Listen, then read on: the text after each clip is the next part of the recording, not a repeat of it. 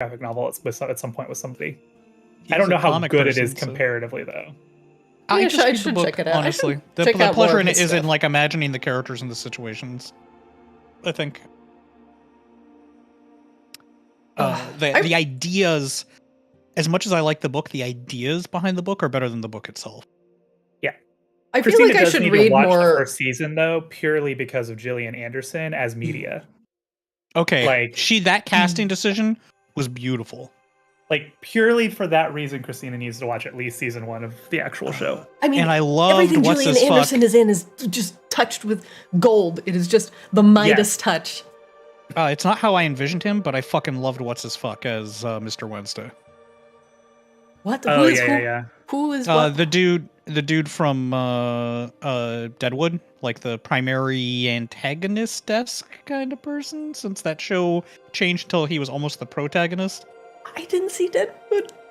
Okay, no harm, no foul there. There's a lot of unnecessary blowjobs in Deadwood. You will recognize him when you see him. It's Ian McShane. I'm sorry, Ian unnecessary McShane. What? Blowjobs. There's a lot of unnecessary blowjobs in Deadwood. Like a lot. Oh, like the gawk. Like, okay. Wow. Like that character just... He tends to monologue, like he's like a Greek chorus, and he tends to do that while he's getting blowjobs. Because he owns like the saloon / whorehouse. As I immediately Google YouTube, how long until demonetization on YouTube Live? I thought you were still talking. I didn't think. Okay, I didn't think that you were already. Is on. It is on now, but it is on. Okay, well, congratulations, stream. You now know what to look forward to if you decide to check out HBO's Deadwood. I have been watching. The Last of Us. I'm assuming it's so good. I've good. Been really enjoying it. Oh, it's so good, and I love that Amazon is providing more context, and every time it's original Amazon stuff, it's at least as good or better than the stuff that we got from the original game, instead of detracting from the property. You know what I mean? Like, it's cool shit. Yeah. That does a wonderful job of expanding the world. And I like the subtle like changes they've made to it just for like for the show.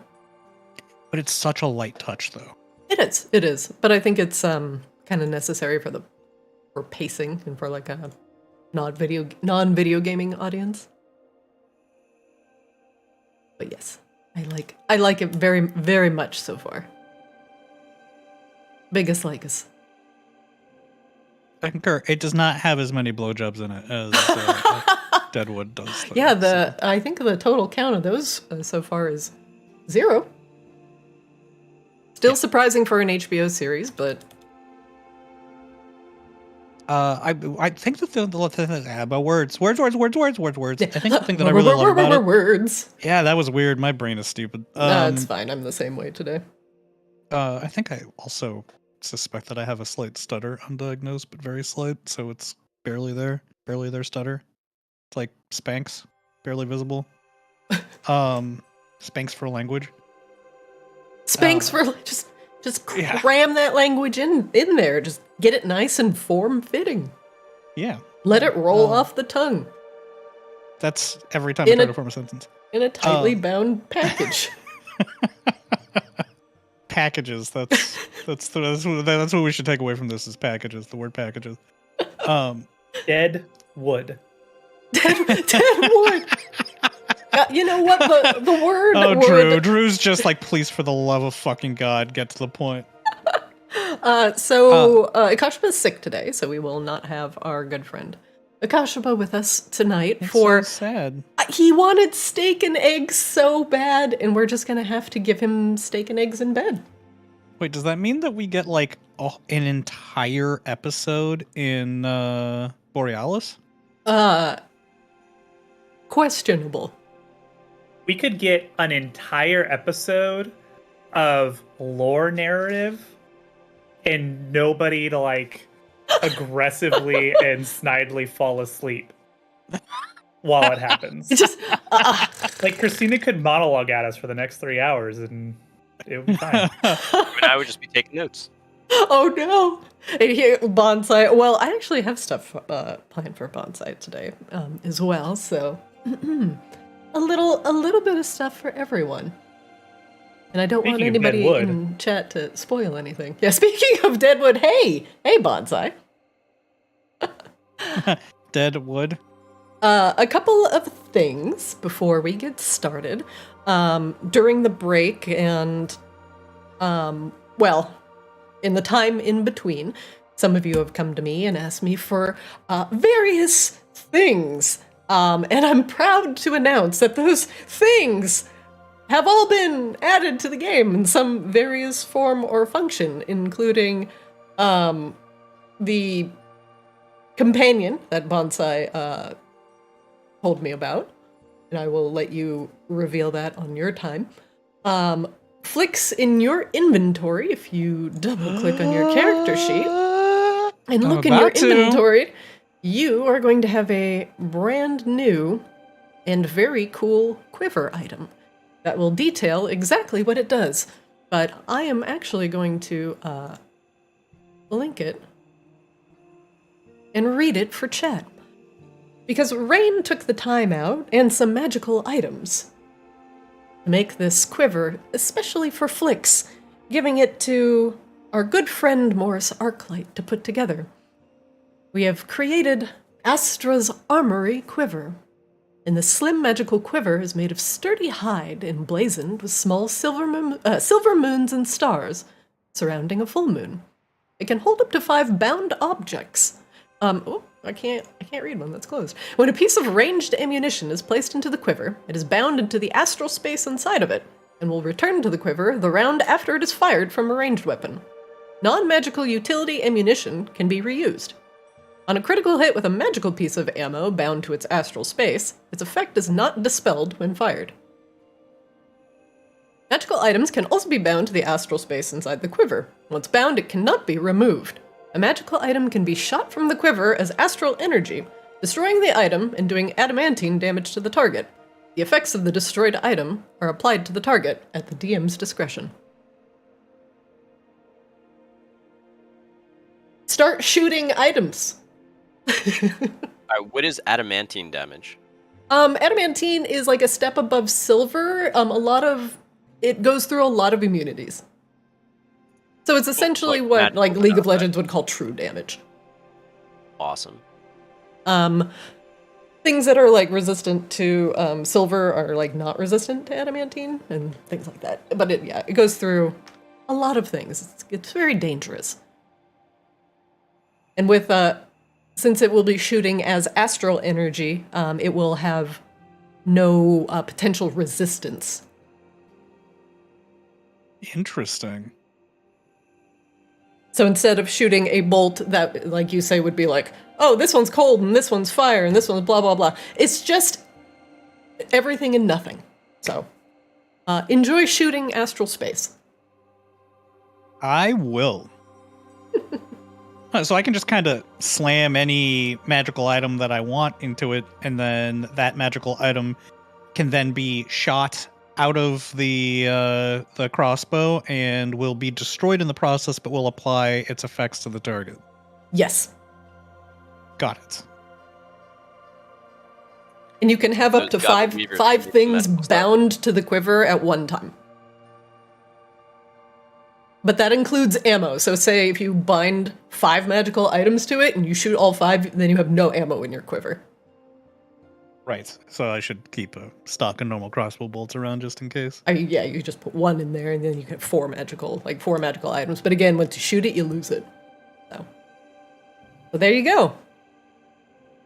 But you can reuse non-magical. So like yeah, for so silver any bolts, you only need like 1. Correct. So if you find like an adamantine bolt, and you find like a silver bolt and a normal bolt, you could have all 3 in there, and then you could bind 2 more, let's say, magical items if you wanted to shoot those out later.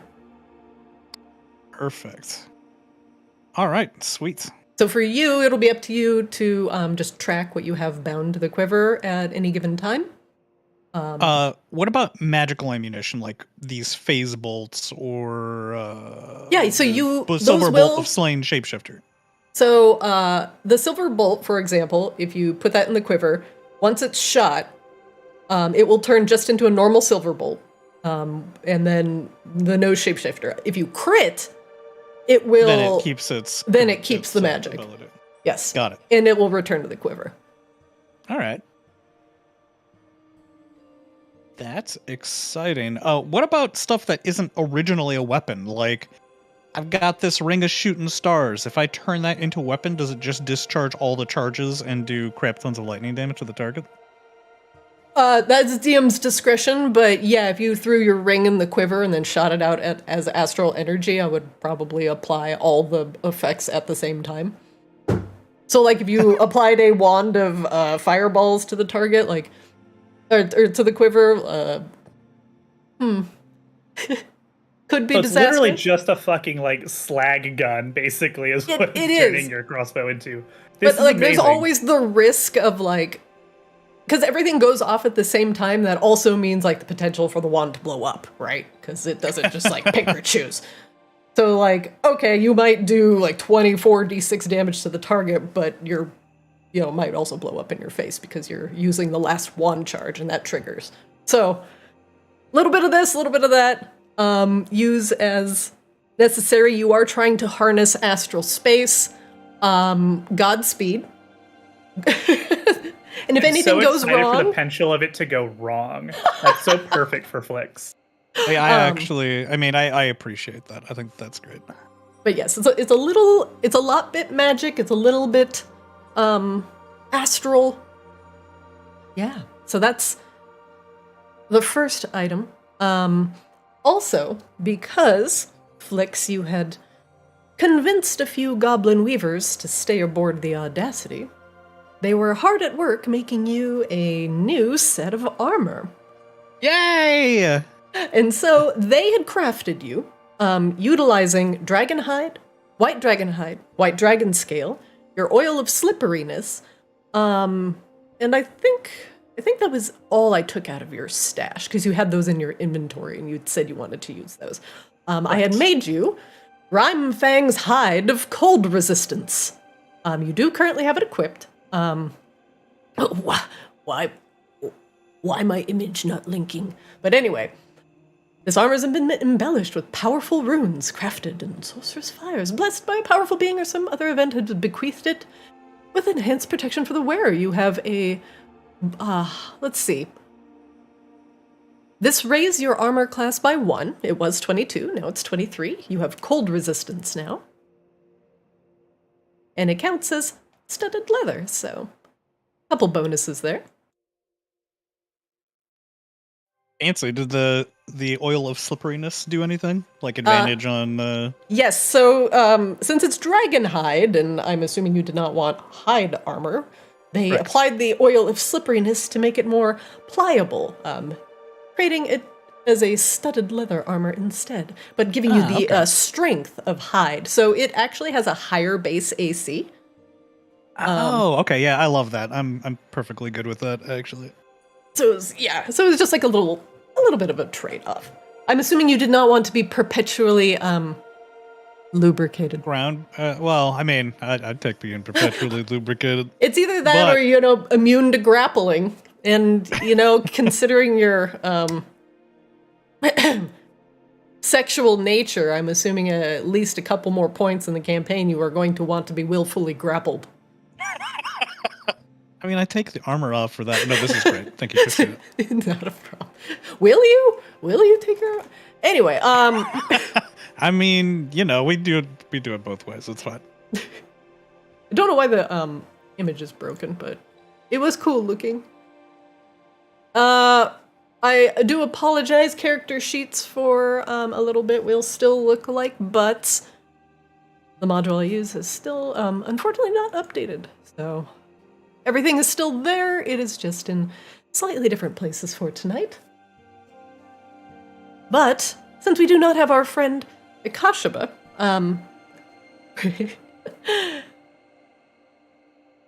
oh, steak and eggs. As we go, previously in Arctis, you all are currently on the airship Audacity, flying finally, away from the grand city of Maginox,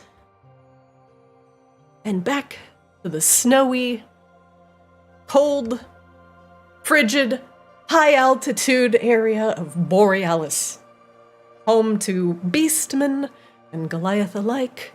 Ekashiba was looking forward to nothing more than steak and eggs, and is currently passed out on the Audacity, curled up with his slipper lisk, sleeping the rest of the trip away.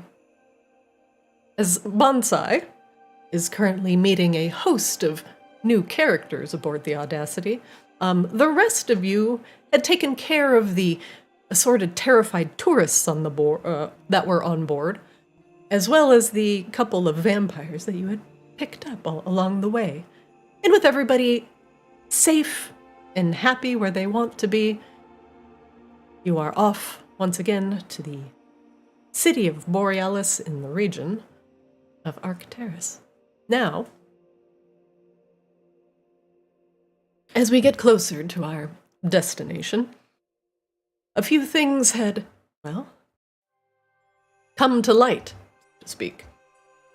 Eris put Rain in an awkward position, as he had, well, Snap proposed marriage to her in order to strengthen the Lunesti claim to the Maginox throne. And after some discussion of the complications that would arise from that, Rain eventually agreed. With caveats, of course, right? Right, Rain? Of course. Of course, of course.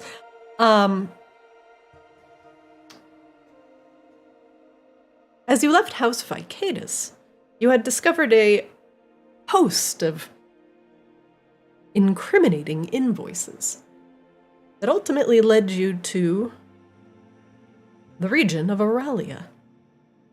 And one, how to describe the Mercurial Lord?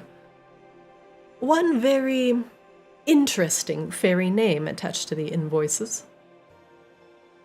And this Mercurius has the Lunesti Moonblade, the final piece that you need in order to access the Great Ice Library. And after some discussion with Aurora, he had reminded you that the Ice Library is not just the repository of books, but the knowledge of essentially all of creation, everything that Arctis has seen and anything that has been cultivated on the massive cosmic dragon's back.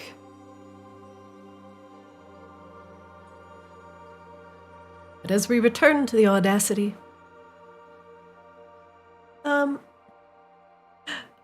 we find that we have our slightly smaller problems to deal with. Let's begin.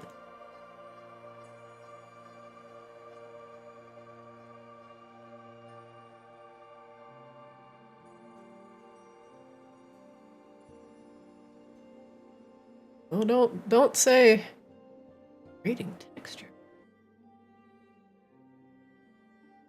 Is there a Canvas reason that all failed. my spells are exhausted? I have no idea. I feel like we gotta rest. Yeah, all my other stuff is full. My features are full. Hold on, I might have to draw another canvas. Part of your marriage license, you actually cannot cast spells ever again. That's one of the caveats. That's unfortunate for a lot of people. Alright, let's try this again. Activate. Reading texture. Uh-oh. It seems to be working fine for me, for what that's worth. I keep getting an error. I actually won't draw this canvas. That is really unfortunate.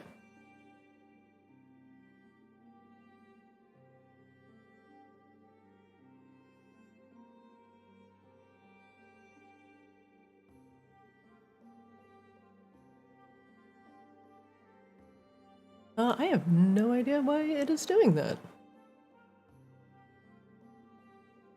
I can't. I literally cannot see a thing. 1 second.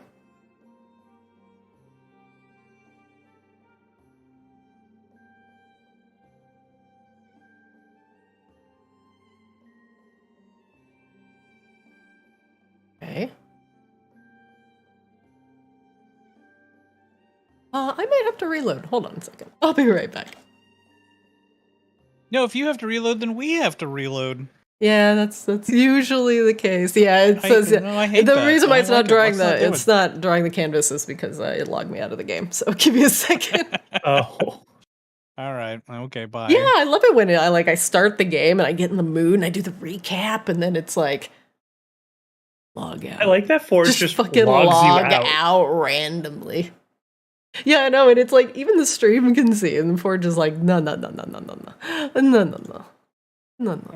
Mid-session gets logged out. I What? know. What? But I live here.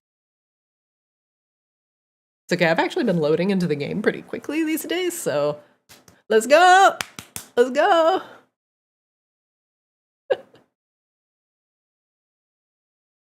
Sorry, everybody, one sec. See, and it's the worst thing when I disconnect or when I have problems because I can't hear my music.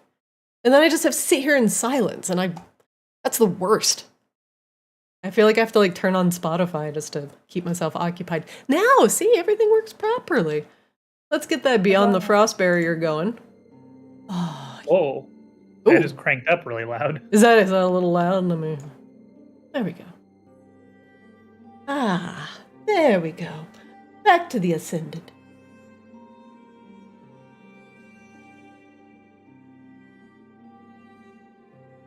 It has been a relatively leisurely trip back to Borealis, as you have to cross the cloudy span and the stormy snow clouds below you. Esther is braving the winter winds and keeping the crew safe and sound, and Frank the skeleton currently helping her outside, oblivious to the cold. Ekashiba naps away, dreaming of steak and eggs, and he's sleeping so soundly that he might just sleep through hitting port. The rest of you... we should wake him up. Oh. If he misses Kalaga, he's going to be very put out. He's probably going to be sad. The Slipperlisk is Flix is with Ekashiba in his room. I don't see Flix in the game. I don't even see. That's because I shut down the game because if Oh.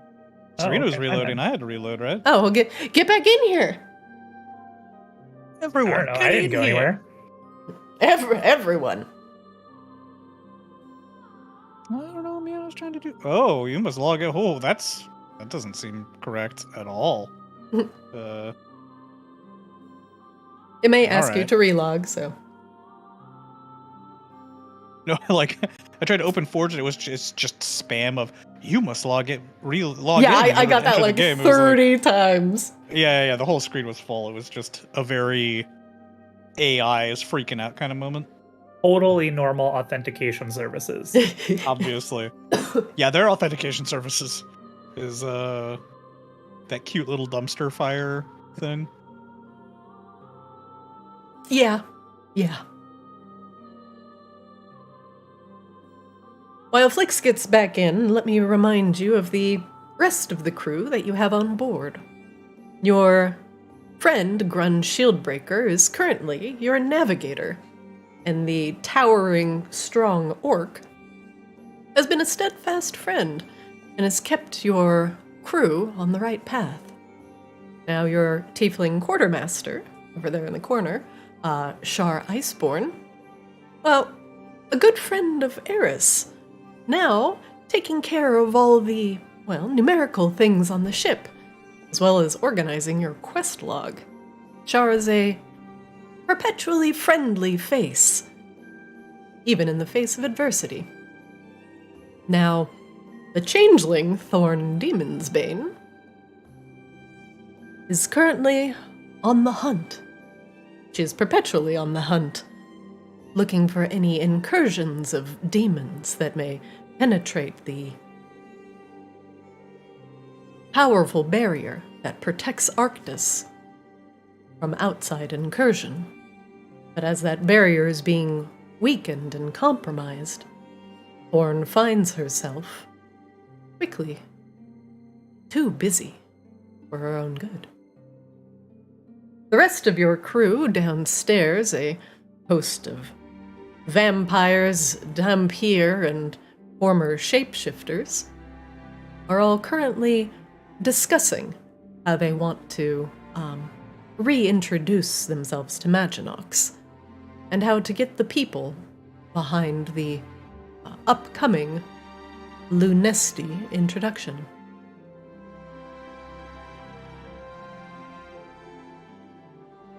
You have approximately, I would say, 2 to 3 hours before you finally hit Borealus.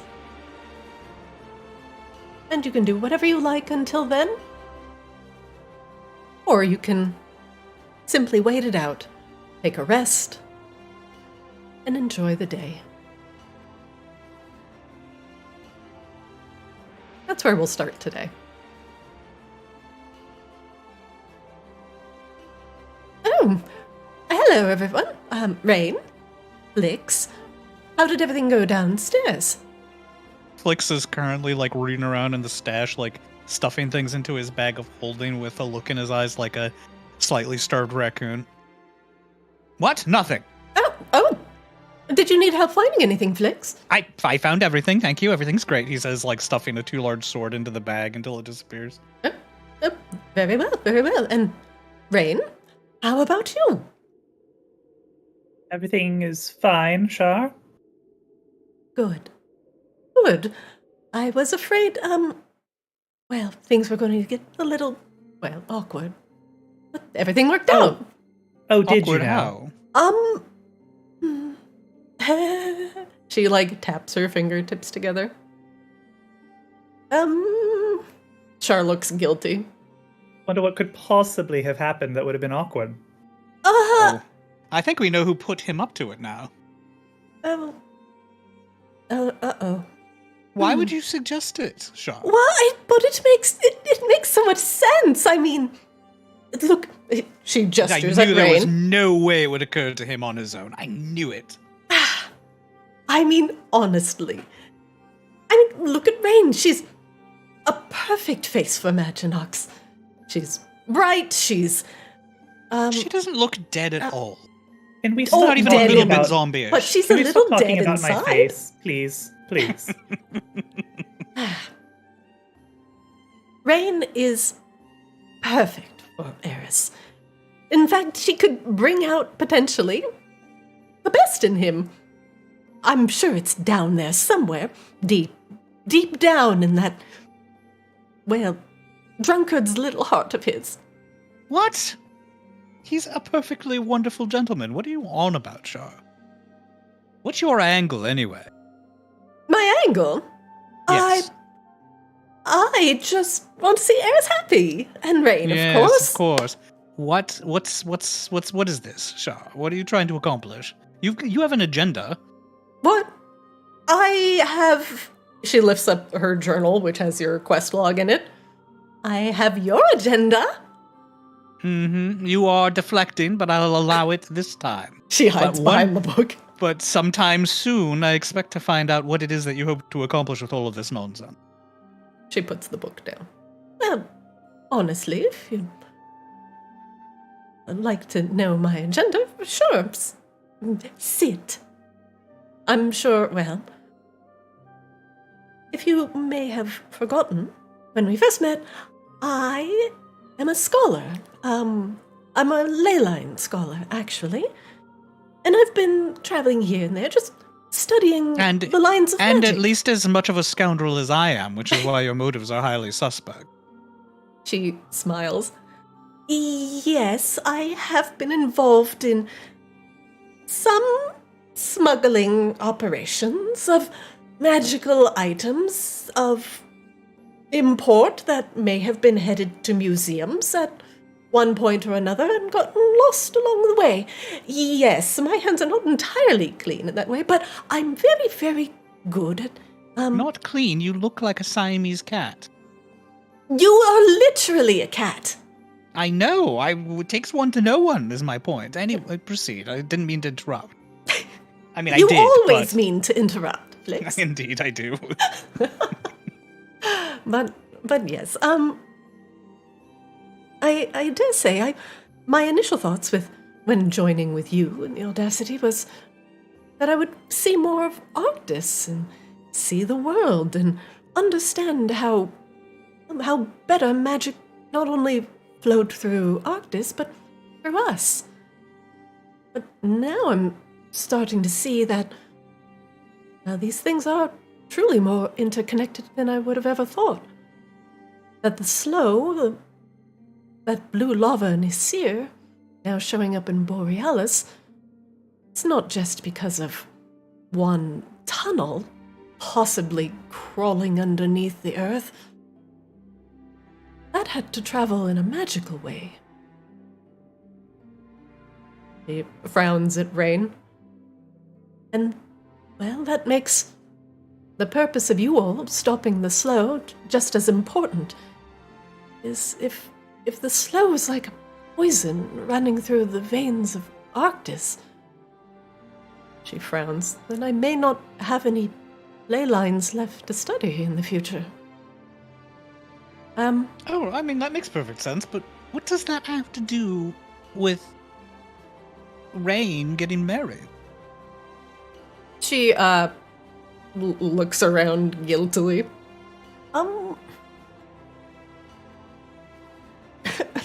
She clears her throat. I am...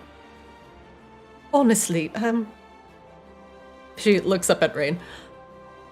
I do I'm want not helping you with this. I want what's best for Eris, and him and I go way back.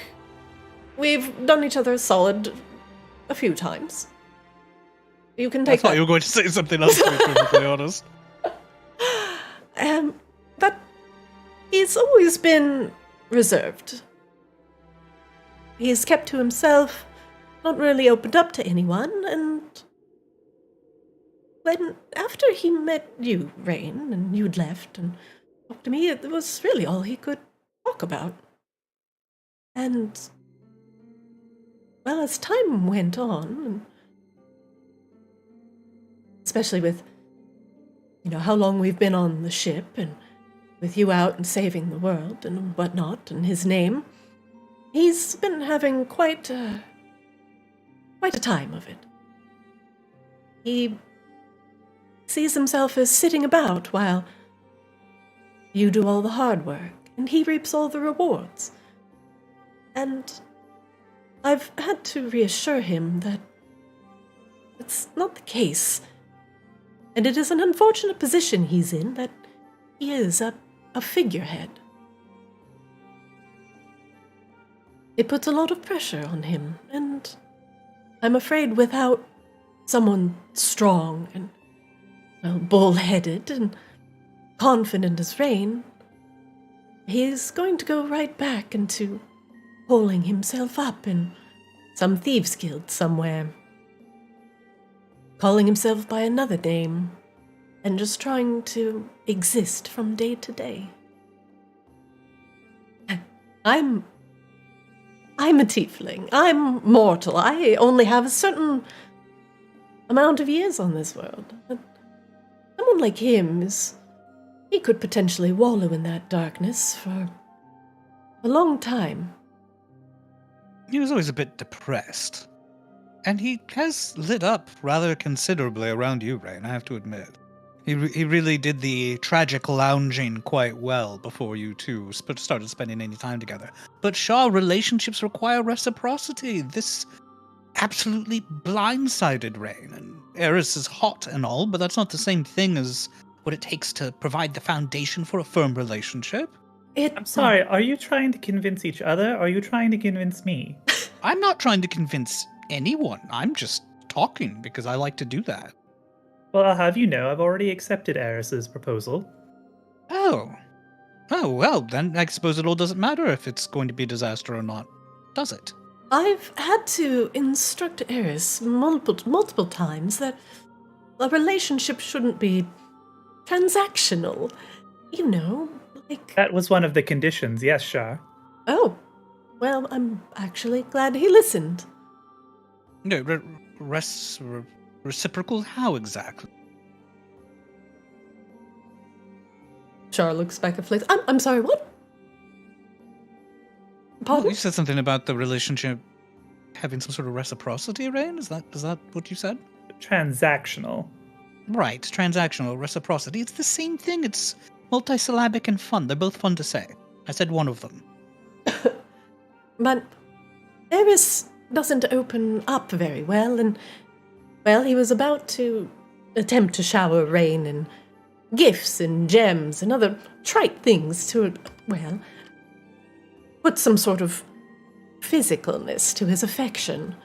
And I warned him against that. Shower me with gems and physical things. Well, yes, it's going to work on you, but he's not trying to be with you, Flix. He's trying to be with Rain. And as a woman, I understand... I just want to be showered with objects. Well, here. Gently, Char. She throws a couple envelopes at you. Yeah, take this one. Take this. Take the sealing ink. Wait. Are you proposing? I'm proposing you put this in your mouth. She puts an envelope near your face. He bites it delicately. All right, fine. I thought you were going to reach for the paperweight, to be perfectly frank. I was giving him advice. Ultimately, all right, continue, by all means. Don't let me interrupt. I don't want Eris to go back to Borealis, wherever he's going to hole up and escape responsibility. He and his mother have a bit of a legacy, and... All right, I said I wasn't going to interrupt, but there's nothing wrong with avoiding responsibility. That's what a fae would say. Just say, it's true. Truth is truth. Well, you can't get away from that. But, she looks over at Bonsai and back to Rain. Responsibility is responsibility. And, well, he has 2 Maginox and Polaris, and, well, you have yours as well. You want to save Arctis and stop the slow and prevent whatever magical corruption or twisting that lava is causing. Your goals might be different, but they are the same, and I think just having you two together, side by side, would be complementary. I don't know. She looks up at Rain. I will say again, this. Are you trying to convince me, or, as I've said, I've already had a conversation with Eris.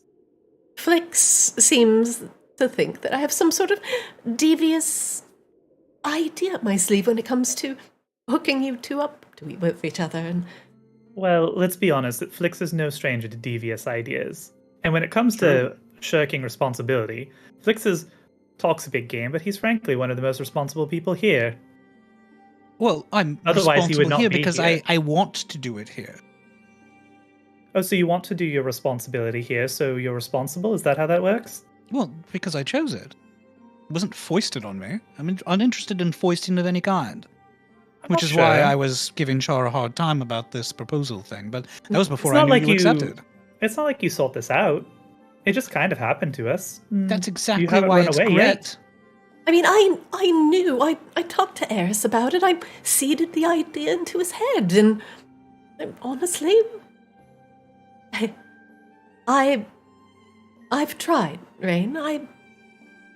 I can't do what you can do, what I've seen you do for him. You make him smile. And, well, talk my ear off. You know what? Even that's not necessarily healthy. Eris should find his own happiness before he tries to form a relationship with someone else, or when the darkness returns, which it inevitably will, it will threaten to drag Rain down too. I won't have that. I think Eris has the time to potentially find that happiness once he secures his purpose. I think he's in an aimless spot right now, and he's not quite sure what next steps to take. But well, I've given him next steps already, so it's time for him to be a politician. I have no doubt that you have. You're very good at that. I'm confident he will find his feet. then Well, he better. I'm looking forward to him taking the reins, so to speak, and, well, getting the Was that a Magillots pun, back Shara? on track. Huh? Oh! Oh! I dare say I wish I was that clever, but I'm not. But you caught me. That is quite a good pun. I should use that in the future. Wait, which pun? What did I miss? Taking the reins, but it's reins. That's I'm gonna truly write that awful. down. I'm actually Here. rather upset about that. Actually, this here. I'm gonna write this pun down. Here, Flix, put that in your bag. This has got to be a gift to something. I'm someone, afraid it somewhere.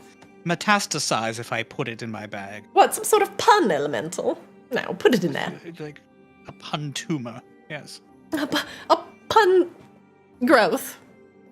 Actually, let's find out if that works. He snatches the paper and shoves it in the bag. Ooh. If it becomes a creature, I'm going to be extremely excited. What if you pull out 2 puns? I should probably make a pun about this right now, but I've got nothing. Anyway, They she never looks come back when at you Rain. need them. Flix, put it in your quiver and start shooting puns at people. If it doesn't act exactly like Power Word Death, I will be very upset. It's like die. vicious mockery. Like, you just write puns down and shoot them out of your crossbow, and you just hit them with vicious mockery. It's fine. Oh my god. I mean, honestly, Well, that's that works. fucking 1,000 brilliant puns. enough. That's brilliant enough to work.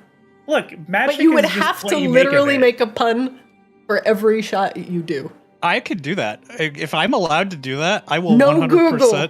No Google. I won't Google. If I come up with a pun for whatever enemy we're fighting, can I shoot it at my adversary, do normal damage, and inflict vicious mockery? You have to actually take the time to write it down. Like, you have to pantomime RP out, you writing do. it There on is a piece of RP. paper, rolling You it can't up, just and shoving say it it in your into quiver. your quiver and then hope it shoots. It doesn't work All like right, that. all So, right. well, we Okay, can get creative. I can with take this. the time to write it down. Yeah. If you RP every single time you do it, I will be so happy. That's actually pretty exciting. I want to test the limits of what will be transformed by this quiver.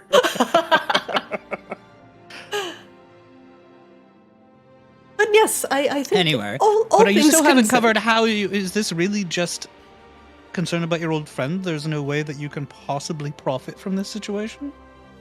What do you mean? I've already profited plenty. I'm That's true. rich in friends. I have employment. I'm seeing the world, and well, ultimately, if I had discovered the slow was affecting ley lines and things like that, then I would probably be on a similar track than Rain, or as Rain. So, I think, all in all, these things, they were meant to happen. And I really don't stand to gain anything but the happiness of everyone else around me. Is that so odd? Yes, it is. As I said, we are both scoundrelless individuals, or at least we once were. So this suggests that there's either, if that's simply the case, that you're simply doing it to make everyone happy, well, then you're afflicted with the same poison that I am. We're being descoundrelized. It's tragic. Descoundrelized. Oh, She tragic. opens up the stash. Have you seen? We're loaded. Well, we were, he says, side-eyeing his own, now stuffed satchel. Well, I'm certainly relatively well off, and I think we all work better together as a team than apart. So, That is certainly true. You really seem to have blossomed into this role here on aboard ship. she smiled. You were already highly effective beforehand. Now, if only I could untangle the mystery of how these ley lines work under Arctis.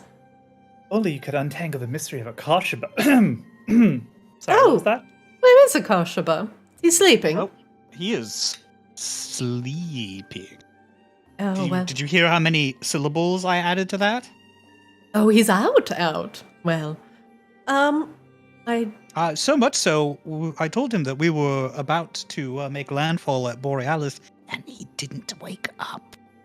Hmm. No doubt he's dreaming of steak and eggs right now. He could be experiencing steak and eggs right now. Well, not right now, but soon. Knows his way around Borealis. I'm sure he will find his way to the nearest dining establishment on his own. He doesn't want to go to the nearest dining establishment. He wants to go to a specific apple-themed dining establishment. Sure, you know what I mean. He will find his way, Flix. Of that I am confident. All right. If you're sure. Very sure.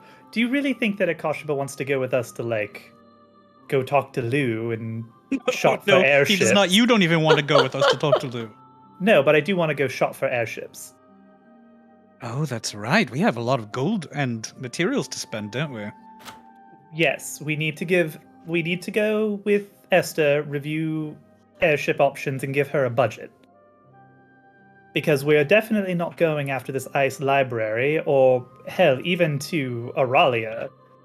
No offense, in this bucket of junk. This ship is not a bucket of junk. How dare you? It is a bucket of... It has literally... wood and nails. Half the rooms are literally full of hay, Flix. We have a lot of unused space. We do have a lot of hay, unnecessary hay. This was once a cargo ship. It's literally made from my folding boat. Our folding boat. Yes, whatever. Da comrade, our folding boat. Okay, you're correct. But the whole point of this folding boat is that we were supposed to access interdimensional spaces so that it was larger on the inside than it was on the outside, and that didn't happen. Actually, speaking of that, it is actually significantly larger downstairs than it is upstairs. There is an enchantment. That's the hold. All ships are like that, isn't it?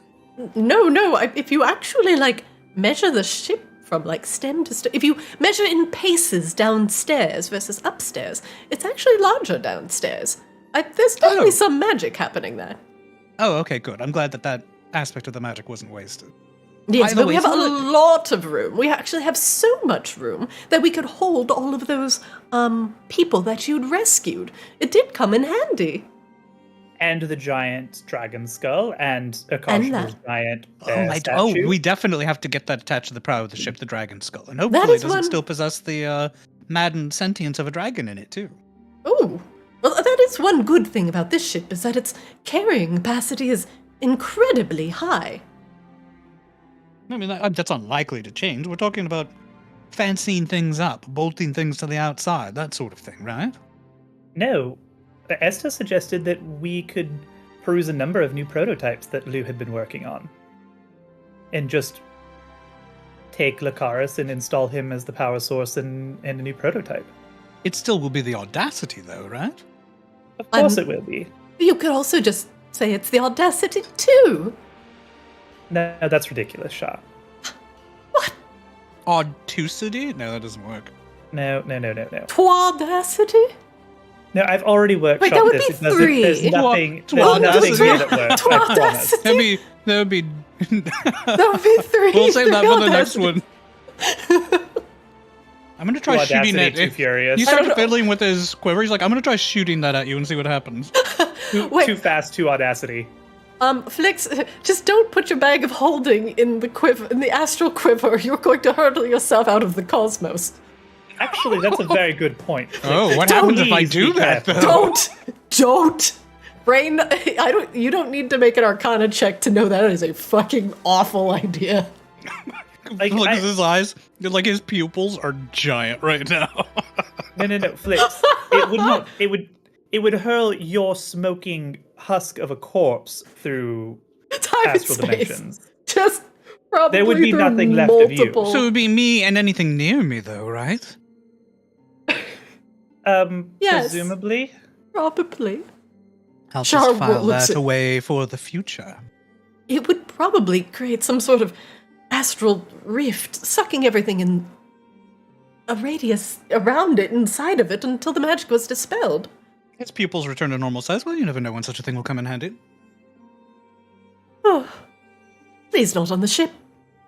No, of course not. Don't poop where you eat. Or rip horrifying sucking holes in astral space where you sleep. Speaking of which, I actually have some ideas about ripping holes into astral space for later. Speaking of sucking horrifying holes, Catherine comes in. Whoa! Catherine! Shuts the door behind her. AFK tonight, Christina. We can let Catherine have a night off. Come on. Also, I think it's extremely impolite to call her hole horrifying. She's a vampire. She sucks things through holes. I don't understand. Oh, you were talking about the holes in Flicks. Never mind. She clears her throat. Hello. Hello, Catherine. Did I interrupt something? Not at We all. were warning Flicks bickering. not to rip open a hole in time and space and hurtle his smoking corpse through like it. I said, we were bickering. It's fine. Oh, well, I was wondering if I could borrow Bonsai for a moment. Oh yes, please. I have nothing to add to their conversation.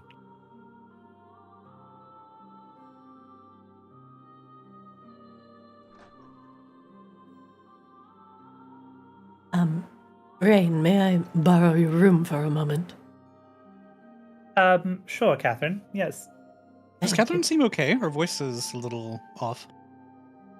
I gotta ease into the raspiness. Oh, okay. She's like a low tenored, like kind of a raspy, slightly smoker's voice. Yeah, she's got the lounge singer thing going on.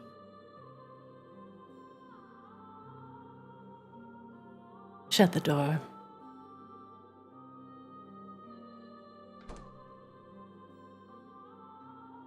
She looks you up and down. What happened? Tell me everything. Well, as far as I can recall, I came into being and there was a version of Tiamat with Tiamat's blood that looked like what I believe you are all calling a dragon. Surrounded by shadows in front of a giant door with an eye that seemed to be controlling the space we were in. Rain, I came to know as Rain later, was beaming with energy and surrounded by stars and easily disposed of this dragon. And between the collaboration of Flix and Ekashiba, they were able to seal it away and get all of us out to safety.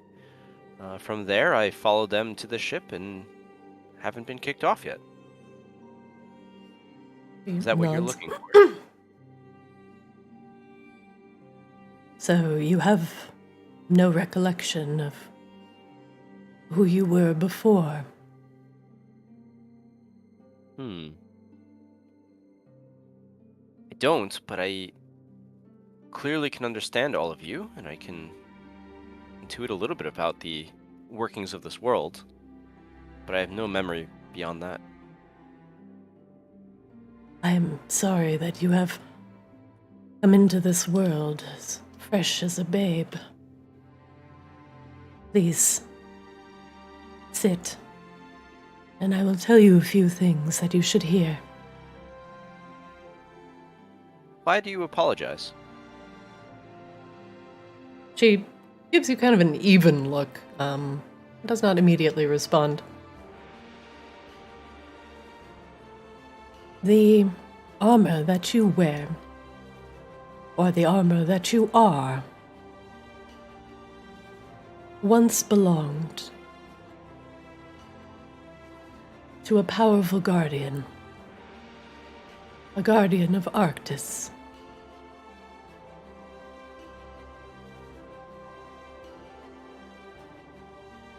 Their deeds.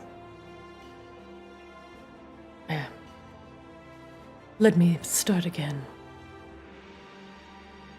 Although this guardian of Arctis did not ascend, they were, like me, a warden of the land. Before I made the choice to join the other denizens of the night in Maginox as a vampire, I flew the skies as a raven. The raven's blood in my name is not merely for show, that I could take the form of a raven or an elf as often as I like.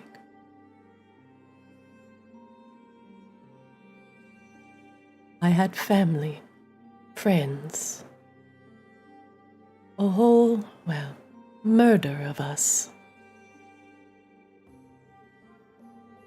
We had colonies and prided ourselves on our ability to share secrets across the land. Oftentimes we were utilized as messengers. Messengers especially for former guardians.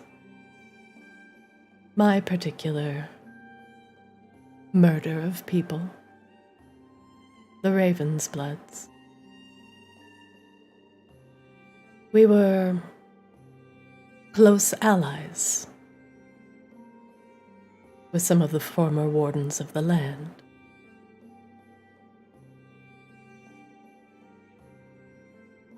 These wardens were once called Arboreans.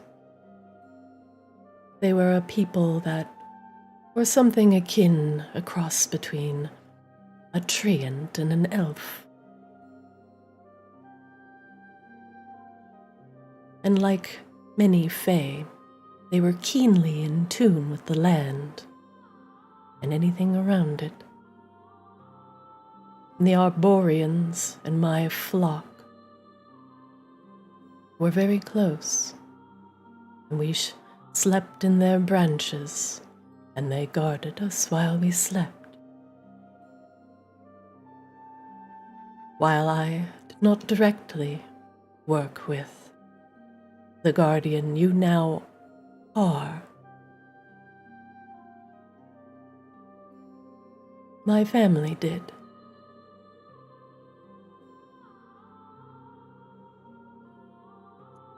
If I can You're do... saying I was... I'm sorry, please. Oh, go ahead. I didn't mean to interrupt.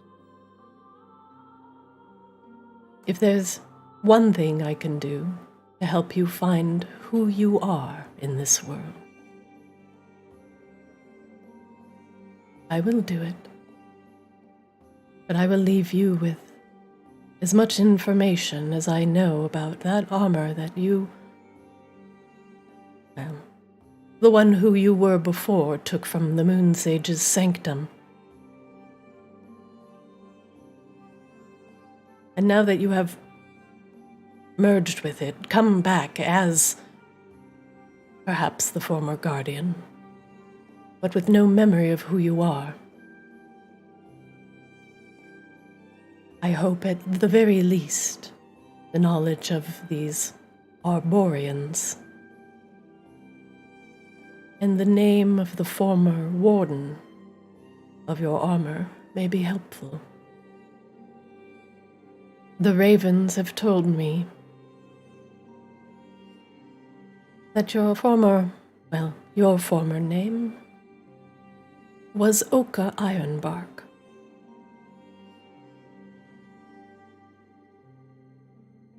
Now what that means, or the legacy that you carry, may be slightly lost with time. But as a raven's blood, and you as an Arborean. She places her hand over her heart and gives you a slight bow. It is still my clan's proud duty to serve you as you need. I will be your word and your wings.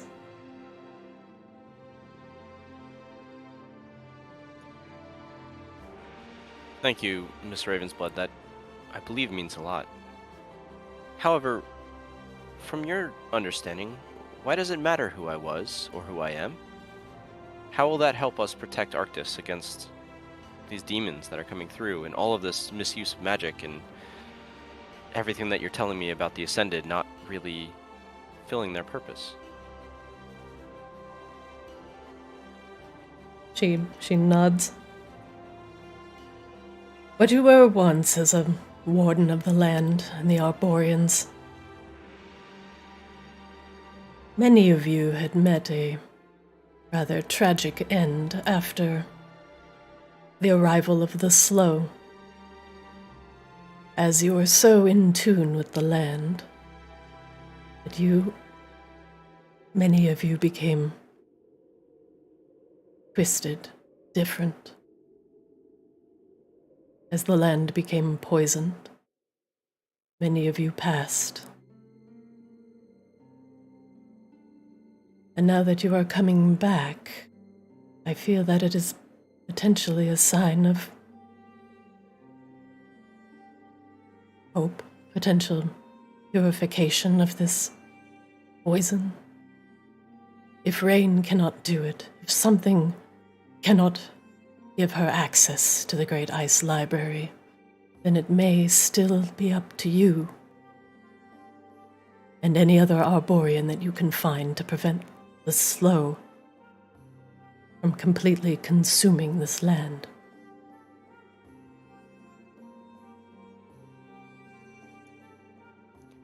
I feel that as well.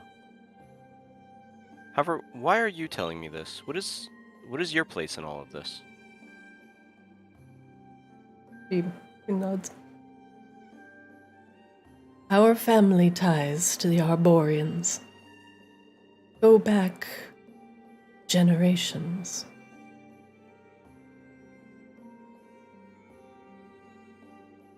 It's not something I would take lightly. Your presence in Arctis is... She looks around.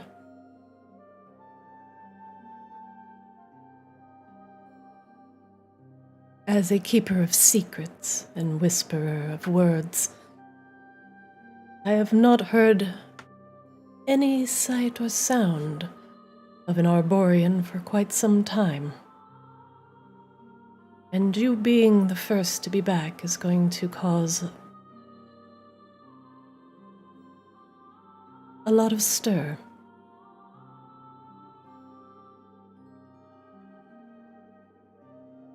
It behooves me to tell you to tread lightly. I care about Lix and the rest of you on this ship, even though my heart no longer beats in my chest.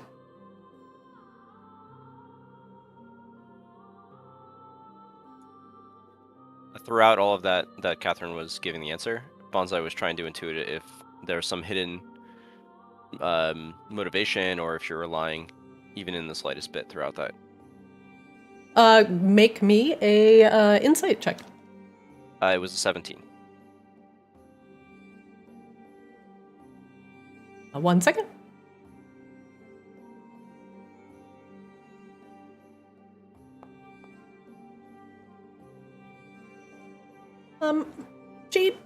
She continues. She seems sincere. She is letting you know as much as she wants you to know. For now, to not overwhelm or confuse you. Is that what Bonsai feels? Like there might be more there, but there's more. There's more there. But she's definitely not giving you the entire story. Or the only thing that she's given you is that the Raven's blood and whatever these Arboreans are, that you are, go back. Some family tie or some ancient bond, but she has not clarified what exactly that means. So Bonsai files that away, but then shifts the conversation. The rest of this crew of this ship seem to be talking about Slow, and as though it's at our final destination that we're headed to on this journey. Do you have any of your ravens that can scout it for me and provide me more information about where it's come from, what its reaches are, or maybe even take me there myself? I'm sure your allies will take you to where they know of the Slow. I'm not sure they're going to do it fast enough. They seem very focused on, forgive me for saying, but trivial matters. Something about breakfast and apple bottoms and ship decorations. This world could be crumbling around us, and there's no alacrity to the concern. Fear not, I do have ravens already combing the skies for any information they can find. However, the slow is a very insidious thing, as it is not, does not travel above the ground. And now it seems that we are just discovering that it can even travel through magical passages. Something that my ravens are not keen enough to see. But that is where you come in, Arborian. Your connection to the land will go stronger the longer you are here back on Arctis. And I hope that soon more will be revealed as your roots sink once more into the earth. I see. Thank you. I have much to consider before more questions, but I appreciate you making yourself available and providing me this thread to begin tugging on. She, once again, puts a hand over her heart. I understand what it feels like to suddenly wake up in a world that is no longer fully your own.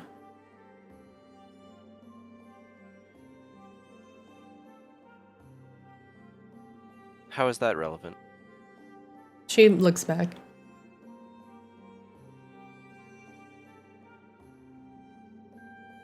I have not seen the sun in quite some time. He looks back at you. I hear Auralia is nice this time of year. I miss it.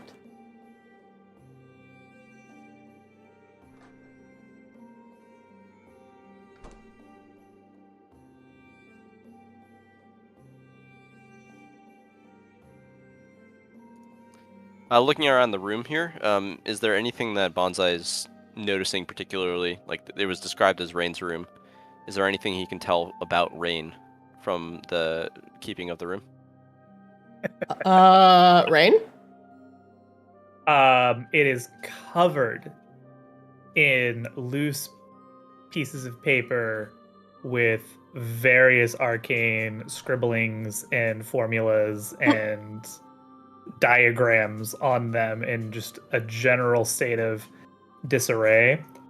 If you're looking really hard, you probably find a whole fuckload of notes tracking slow through the ley lines, actually. And actually, Rain does have a bunch of notes on several points of where we know certain ley line nodes have been corrupted by slow.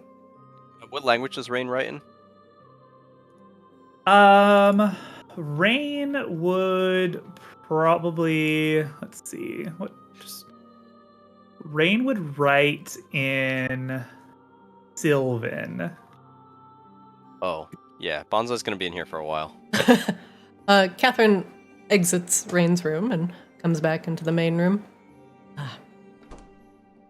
Thank you for the opportunity for some privacy. Bonsai and what was formerly known as Scythius seems to have bonded with my family's ancient armor that was at the Moon Sage's sanctum. I thought it would behoove him to give him some insight about just who and what that armor came from. He has much to think about.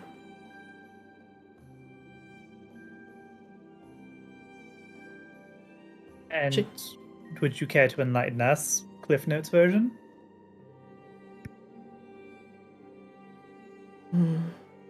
She looks sidelong at you.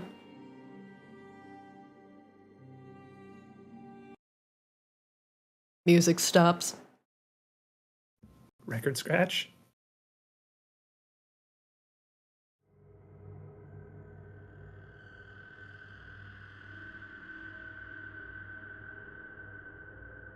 Oh, damn, shit got scary.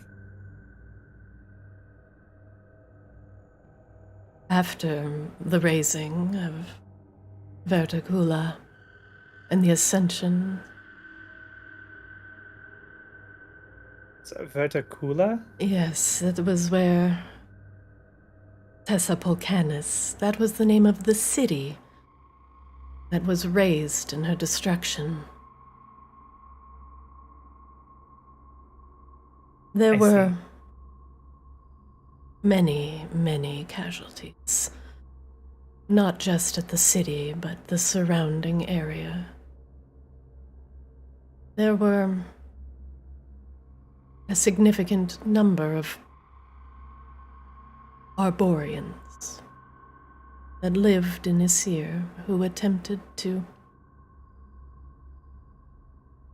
purge this newfound corruption. This slow. The Arborians were an older race of Arctis people. Tree folk, Fae, somewhat similar to dryads, but slightly hardier.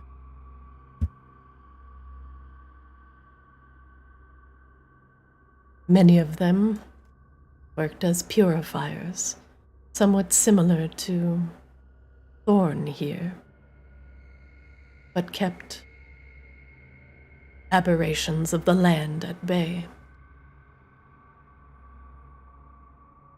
Many of them died attempting to take the irregularity of the slow within themselves in order to purify the land, thinking that they could take this magical poison in themselves to purify the essence. Similar to Prismata. She nods. Prismata does something like that through ley lines. But the Arborians do it with the land themselves. They could purify poisons, noxious swamps. But the slow was something different. And they attempted to take it into themselves through their roots in order to purify it. And they could not. And one by one, Bonsai is an Arborian. she nods.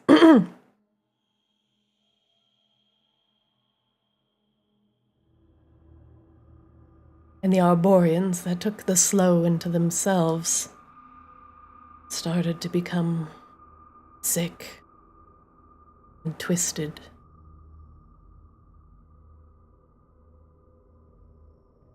And the poison, the connection that the Arborians share.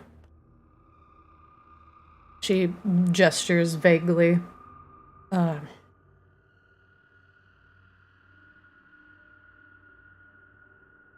The slow started to affect many of them. Arborians that met Arborians. Some pollen connection, I don't know. There was some infection. Many became sick.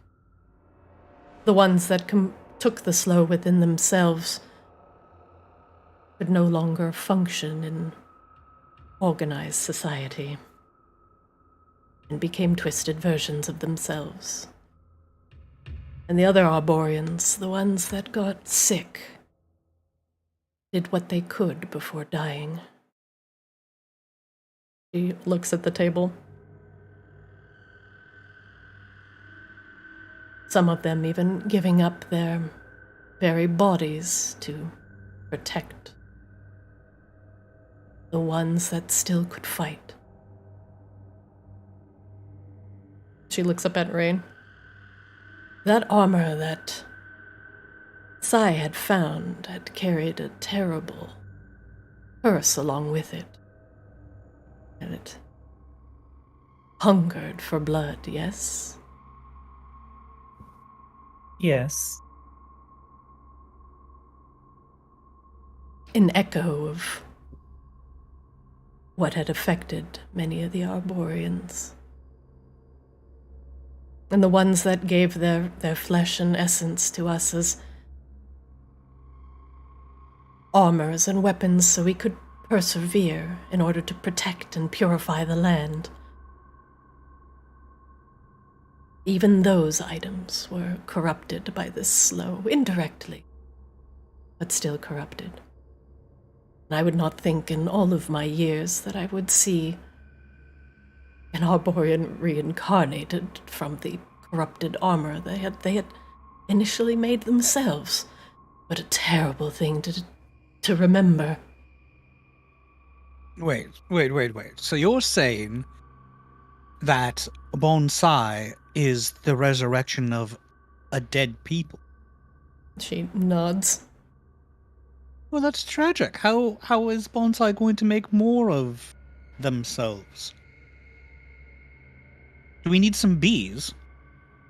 The Arboreans, I do not believe, are entirely gone, but I have not heard hide nor hair of any in quite a day. Or stem nor leaf, rather. She nods. Yes, that is more apt.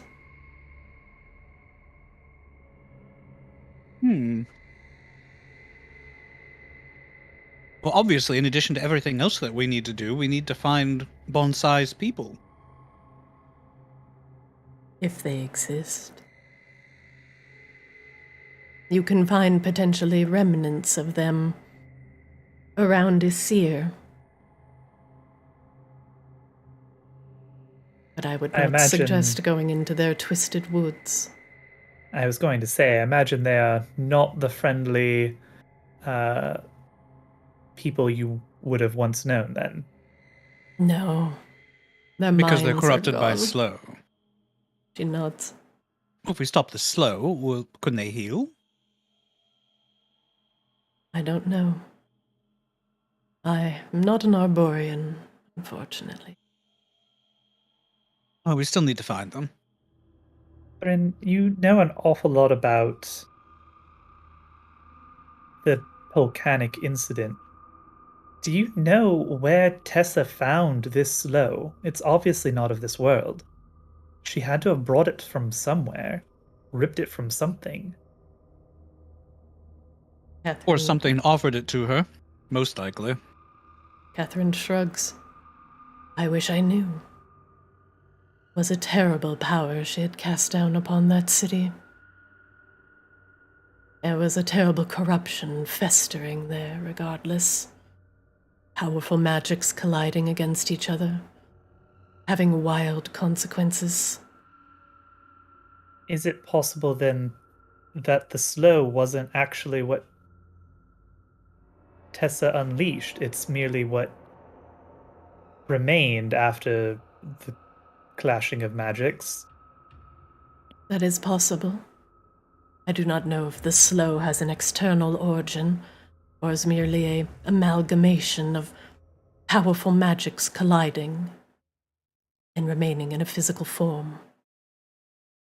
I ask because the seed of Tiamat that we found, the one still intact anyway, Rain gestures to Thorn, it reeks of slow. It has the same magical signature. In Thorn fact, it's frowns. hardly... It's hard to discern the difference as somebody who's looked at both. Do you think, the Thorn speaks, do you think those seeds are Arborean seeds? Oh, I Catherine blinks. don't know, but now that you mention it, perhaps... Well, they must be. They have to be. Well, if they're Arborean seeds, they are infused with Tiamat's blood. That's the most I know about it. It is her literal blood. That's what gave Victoria her powers. She made a bargain, and Tiamat's blood was the prize for the price she paid, and she used that to create her little pocket dimension to her liking and gave her great power. She made Saethius eat one, so it stands to reason that maybe it could be Well, how it or became maybe. I purified. mean, if the armor was made from Arborians, then it could just be the armor, and the seeds have nothing to do with it. They It's just possible, provided the power source. but either way, that is one that has not been utilized. But it is still empowered with Tiamat's blood in some way. And it reeks like slow. So either it comes from Tiamat, the slow, or some kind of existing corruption akin to Tiamat, or perhaps from Tiamat herself, reacting with whatever cataclysmic magics Tessa unleashed, created what we now know as the slow. Something perverted, very powerful magic. Catherine nods. Thorn nods as well. I think those are both very strong theories, Rain. Or say mean fuck all in terms of actually stopping it, but it's something. But what? And why the Arborian seeds? He looks down. Well, does that look like an Arborian seed to you, Catherine? Have you seen one ever? You are the only one here who seems to know anything about them. Do you have the seed? Thorn has it. Oh, Thorn pulls it Rain out of gave her it pocket. to That's Thorn after that long conversation last time. right. She turns around and notices Bonsai come in. Perhaps another time. Excuse me, I hope I wasn't interrupting, but Rain, it says here, and you hold up one of the notes that you have, that Borealis, the city that we're going to, you went into a rift or a dungeon and you found Slow right below Borealis? No, well, Well, yes, actually, there was slow directly beneath Borealis. no, there was not. It was outside of Borealis. It was a thermal rift. Geothermic rift. Geothermic. About 30 minutes Yeah. outside of Borealis. It was Well, outside that's of Borealis, but practically directly beneath. it's not though, Flix. It's quite like 30 minutes. That's like miles. Anyway, not the point. It's near Borealis though. Yes, it's specifically crossing of ley lines is where we found the slow, and it seems to be traveling along said ley lines. There's a few of those same intersections where we believe have been similarly corrupted. It doesn't say here how you got rid of it. What did you do after you found it? We stopped the entity that was using it to power summonings of demons and bring what she referred to as the master, I believe, across. But the slow is still there. We were not There was able to definitely some sort purify of it. demonic nonsense happening. That's Bonsai kind looks of horrified. that's kind of what we're doing. We're trying to figure out how to stop the slow. There's actually a dragon. Her name is Prismata that you will meet if you come with us to Borealis. She has been using her own energies to slow down the slow, but to great detrimental effect to her. We've been trying to find some way of reversing it, or stopping it, or stemming the tide in some way. And that's why we need to get to the ice library, because that seems to be where all the knowledge is. Bonsai, make me a nature check.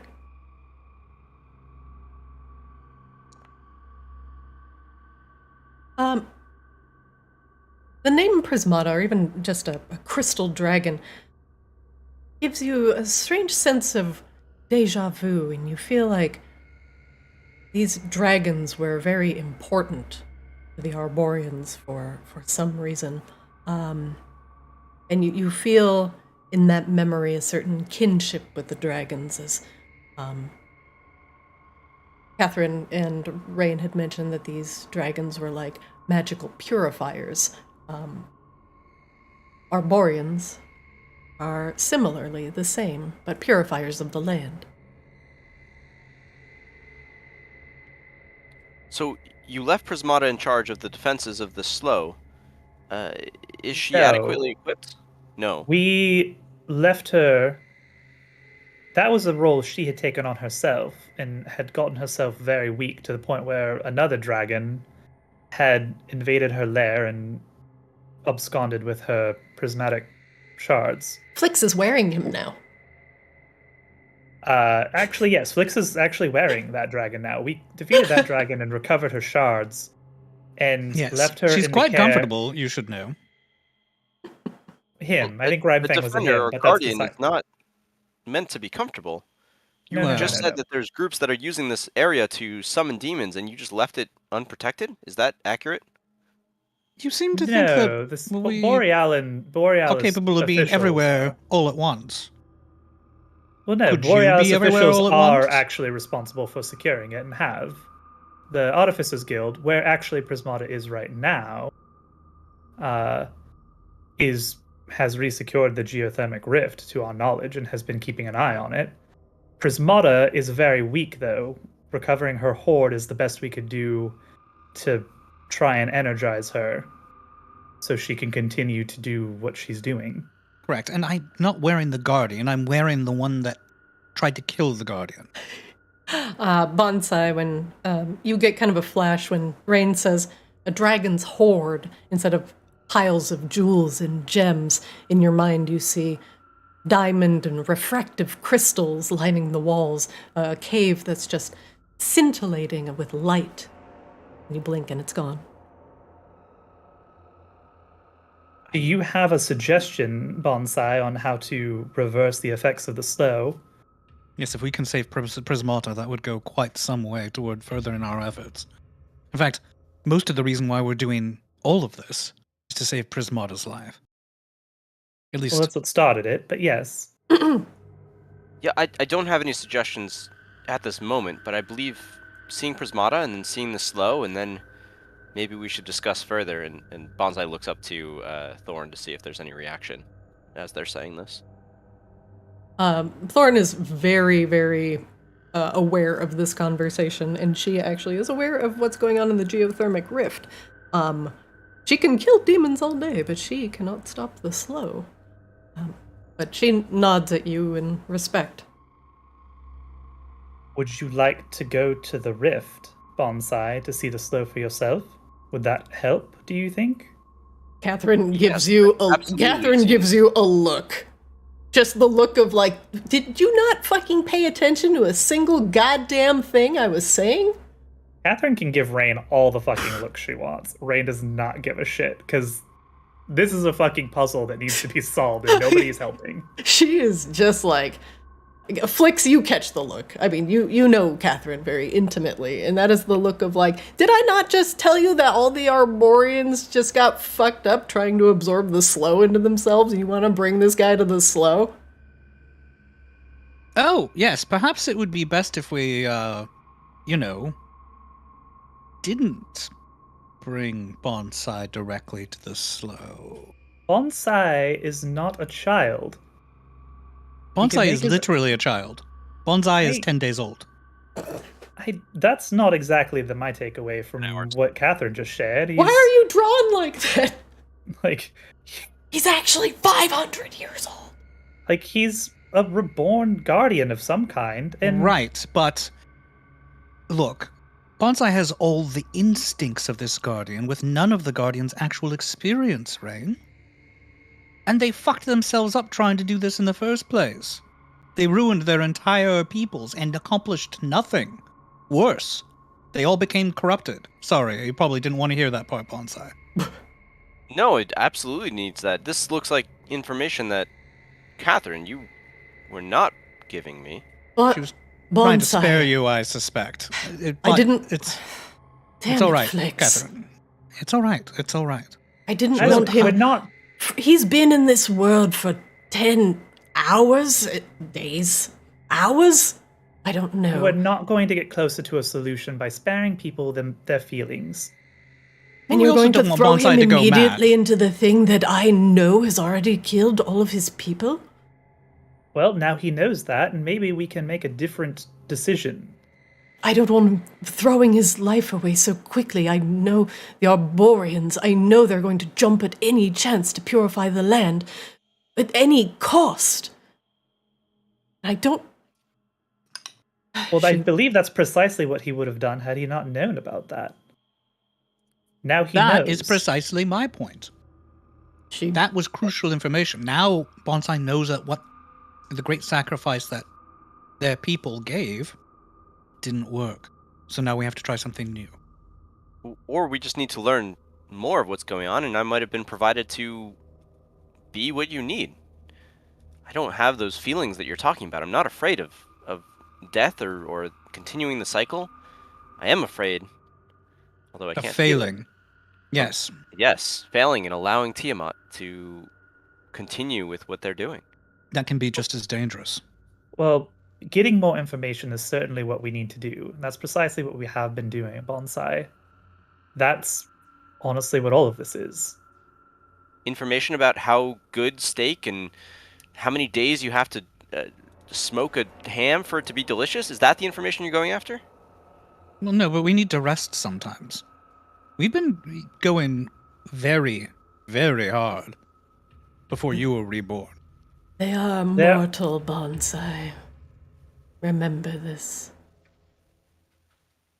There's also far more at stake than simply the slow. If we just charge forward into the slow at every single opportunity, there's a lot of collateral damage. You saw firsthand the type of collateral damage the slow is enabled. That dragon, Tiamat, coming through, the slow seems to be affecting the natural protections of this place, this Arctis. Allowing demons to come through, allowing them to corrupt entire houses, pervert entire countries, entire nations.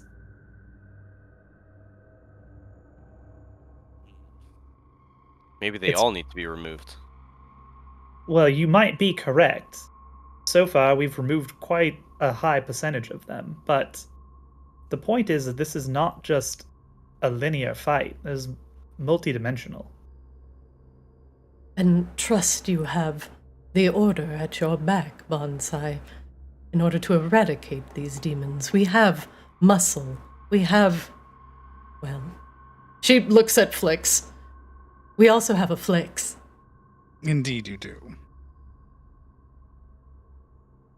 We have many fronts we're striking on. So trust that we are doing what we can. And even the finest fighting force can't continue to fight without a little bit of leave. I understand that you are new to this conflict, having been born into this body not very long ago, but we've been fighting hard, not just for days, but for weeks.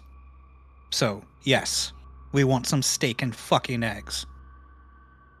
Information is also very important for us to gather. And we need to see if there's any effects that this slow under Borealis has been having, especially on the local townsfolk. So getting into some common areas and seeing how they're reacting will be an important part of your next steps. And I trust... More than... Sorry, Catherine, please go ahead. Sorry, it's Thorn talking. I know they're similarly raspy. You can only do so many voices. I know. Thorn's a little more like... he doesn't give a shit about interrupting Thorn, though, so be like, yeah, and perhaps more importantly, find out what it is that you're fighting for. You've got all these instincts. You've got a drive that you don't even understand. For you, it's bone deep, down to the root. For us, we require some motivation, and it won't hurt the part of you that's still Psy to be reminded what it is that you're fighting for, the people that you're fighting for.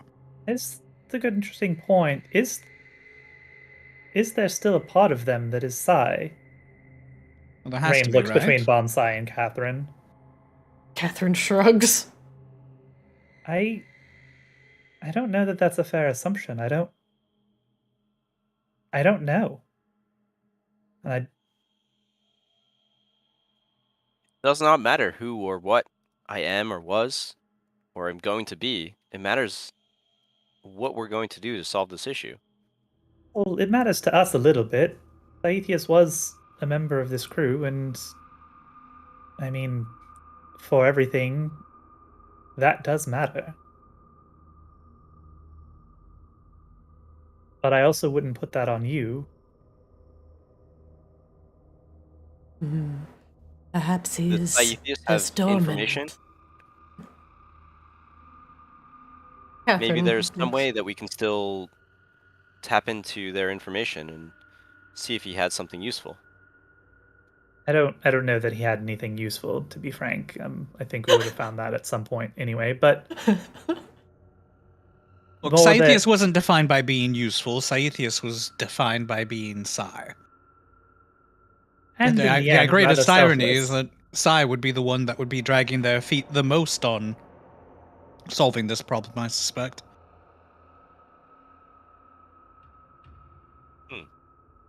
Anyway, the Psy was point dreadfully is, lazy, you see. we are not getting to Icea, which is the only place that we know to have answers, until we resolve a number of other things. Chiefly, we do need to find some way of accessing a particular mercurial lord and his treasure hoard in Auralia. And we need that last piece to be able to unlock the pathway to the Ice Library. The Ice Library is also a very dangerous environment that we've been told, and finding some way of preparing the ship or getting a new ship was impressed upon us as rather urgent as well to endure the environments around the Ice Library. So those two things are at least chiefly important while we're in Borealis.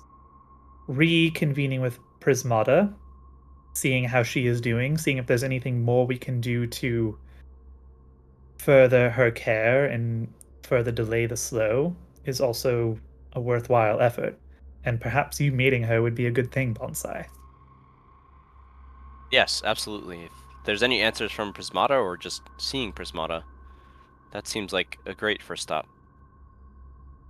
And Flix, I did not mean to overshadow your mortal needs, and I understand the need for rest to be able to be at top form when it's Not needed. even mortal, but look, we need the recreation occasionally. Recharge our emotional batteries. Get back into the fight. And Flix, especially for you, you know that too much negative energy can change a phase outlook. So there you have it. You're all caught up on why we're going to Borealis. And if you have anything you'd like to contribute, you are certainly welcome to.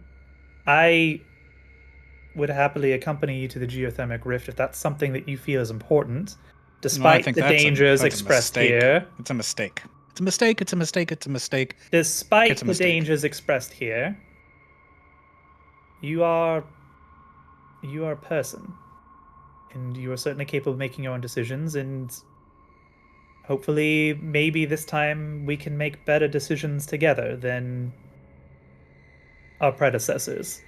He's going to be driven by instinct and purpose, Rain. You're going to have to keep a better grip on him. Catherine, circles Bonsai, like a bird hopping around the tree. If that's what's required, then perhaps I will. But I'm not going to overshadow their autonomy either.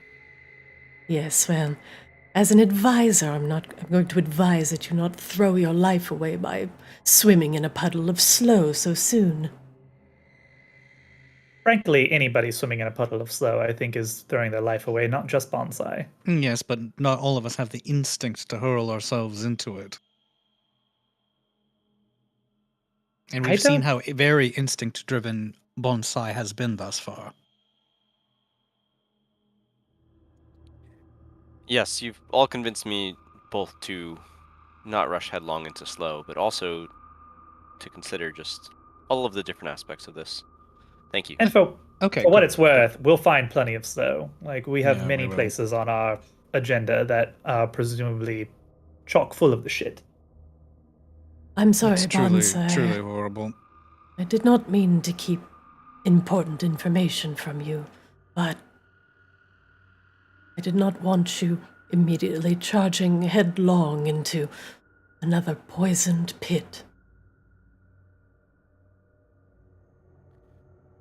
Bonsai is going to cast a spell.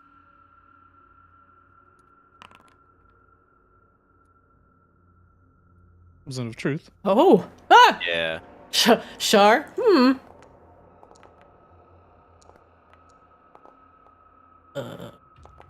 Rain actually has advantage. Oh wait, is it a charm? It's not a charm, right? No, it's not. There he is. Oh, Nope. be careful of over-reliance on magics such as these. They can prove very useful, but I'm also a grilled cheese sandwich. Catherine, say what you said again. What about you not wanting to throw your newfound life away by diving headlong into the slough? No, about what you intentionally told me and what you intentionally did not. I did mean to intentionally withhold that information from you, as I knew that your reincarnation you would only be driven by purpose in the whispers of Arctis. I know how Why do strong you that care? I know how strong that whisper is. She seems to not enjoy this, by the way, but she stays in the circle. Because I once heard that whisper, but I hear it no more. See, thank you. I can tell you don't want to be here, and I can tell you understand what's going on. And I appreciate that you stay anyway. I have a different purpose now as a servant of the night. Do you know that purpose? She looks at Rain. To keep Polaris and the people of the night safe.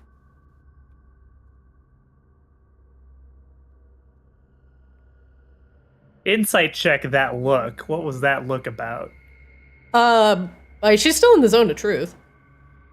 Well, no. Rain's not asking. Rain wants to know what the hell. Why Oh, she the looked look at Rain was? like that. Yeah. Because Catherine understands that she has a duty, but she basically gave up her mortal life to take a seat at the Council of Maginox, and she knows that if Rain takes a seat at the Council of Maginox, there's also going to be some great sacrifice that Rain has to make.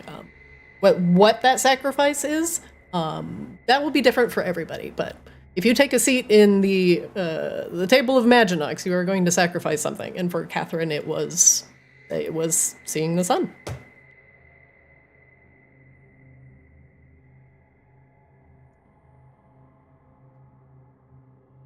And Thorn, what were you hiding from me? Thornton lifts an eyebrow at you and does not answer. Why has your order not solved this already? Or both of her eyebrows go down. Laughs because it's a fucking hard bonsai. Most people didn't even put the pieces together until we came along. Nobody knew what was going on. Nobody even knew it was there. We're the ones who discovered how far it had gone. Thorn Is that true, Thorn, answers. that no one knew that it was there? Tiamat's attempts at incurring into Arctis are prevalent, constant. We are mortal. We die. Thorn looks down. We've dedicated our lives to doing this. Ones that are brief, malleable. We do it because it is the right thing to do. Because we have a purpose. I suggest you not challenge that in the future. Why is that? She stares at you. Well, because it's offensive, Bon. sometimes a fence is necessary to achieve the protection that everyone needs. I'm sure that you believe so. I think it's possible to, well, I should talk. I love offending the offendable, but It is rather audacious that the one that has been here on this earth for 10 days questions the capacity of others. Sorry, that was a little Catherine talking, but that was actually Thorn. Rain dispels the zone of truth. I think that's quite enough of this. I don't think this is terribly productive. I hope you got the answers that you need for the time being, Bonsai, but everyone here is genuinely here to help. You can choose to believe that or you cannot. You can take it on faith. Bonsai studies you and tries to intuit if you're actually telling the truth for as you believe it. Rain's not lying. With that roll, you probably get the impression that Rain very rarely feels the need to lie. It is very curt, kind of like Bonsai. I understand, Rain, and I appreciate all of your demeanor through this. I felt it was necessary to cut through some veil that I wasn't sure if it was there or not. You're still getting your bearings, it's understandable, but don't make enemies of friends so early, perhaps? indeed, especially for somebody whose former incarnation was entirely made of jelly-filled pastries. Flix is telling the absolute truth. Are you referring to Saithis? Mm-hmm. Bonsai files that away for questions for later. I'm kidding, Totally Bon. plausible. I'm kidding. You're never going to be 100% confident that somebody is telling the truth or a lie. It's simply not that simple. We have to piece things together just like everyone else. You have a few useful tools in your kit, but some of this is just going to have to be trust.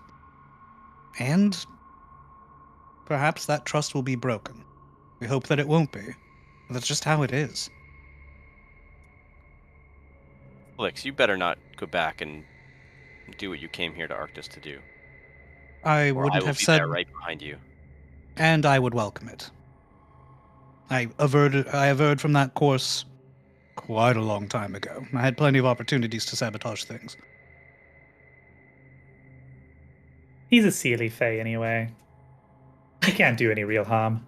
Don't worry Well, about it. now, that's the other thing. I can't spend too much time on the war front, constant brutality, without any levity, and I'll slip over to the other side.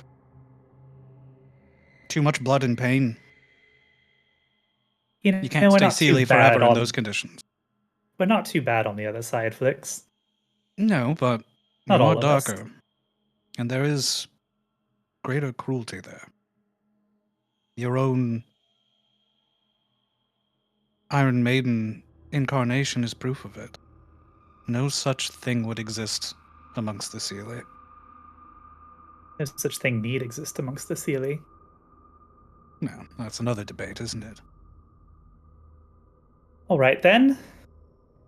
Any other pressing truths anybody needs to get out? Everybody looks around. Grun raises his hand. Yes, Grun, you've been quiet. So quiet this whole time. He looks around. I have a question. The floor is yours.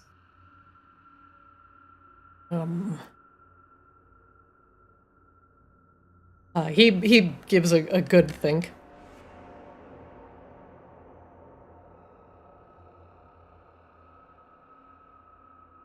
I wonder if... No, hold on. Grun is thinking. I wonder if it may be worthwhile taking this airship around some of the mountains of Borealis as well. We might be able to find some information from the orcs or the Goliaths. They're as close to the land as anyone. The last time we discussed that, most of the orc tribes we had determined had fallen to this cult of Forgruk. Are there those out there who you think are still trustworthy, Grun? Grunt lets out a barking laugh.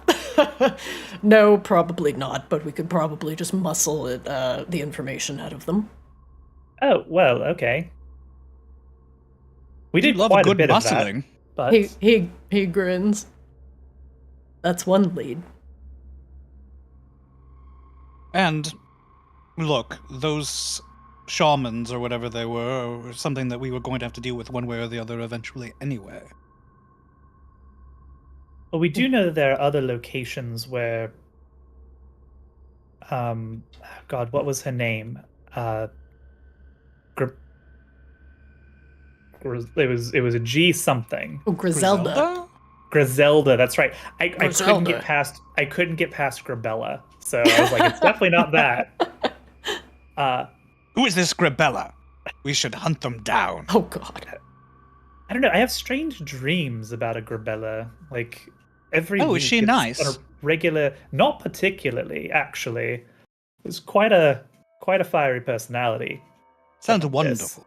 I would love to meet them. We do know other locations that Griselda had attempted to do what she did here, where she wasn't stopped, but presumably failed through other means.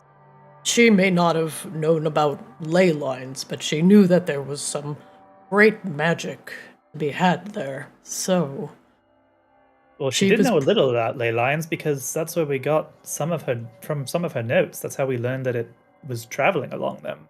he Maybe lifts she his didn't know that eyebrows. that's what they were, but she certainly knew how to map them. And she was far more advanced than I ever thought she was. I thought her knowledge was cursory at best. No, quite the opposite. In fact, there's every evidence that she tapped into the ley lines beneath the geothermal rift in order to cause things to come through. He sighs. We also haven't ever truly settled that it was Griselda who opened the rift for the Abishai who came for Lucaris either. In fact, that We don't know doesn't who really is responsible seem for that. So there's at least one perpetrator roaming around who, at least at the time, was in Borealis. Grun scratches his chin. Ooh. I think at the time we kind of assumed it would have been Styx, but doesn't seem their brand either. After all was said and done. They Seems don't a have bit much of a brand beyond at all them. now. Sorry, Grun. It just seems a bit beyond him. Well, yes, a lot of things were quite beyond him, again, when all was said and done, but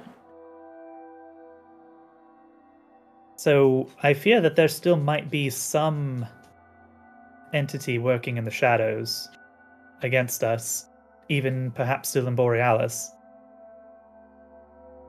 Well, All the more reason that we upgrade the Audacity, I feel. It might be time that we give Lucaris some more protection. he nods. Well, we should be touching down in Borealis in about an hour, so I suggest getting your ducks in a row. I should have a conversation with Eris. You want me to get him for you, Rain? Of Yes, that would be lovely. Thank you, Grun. course. He has homework while we're here. Goody.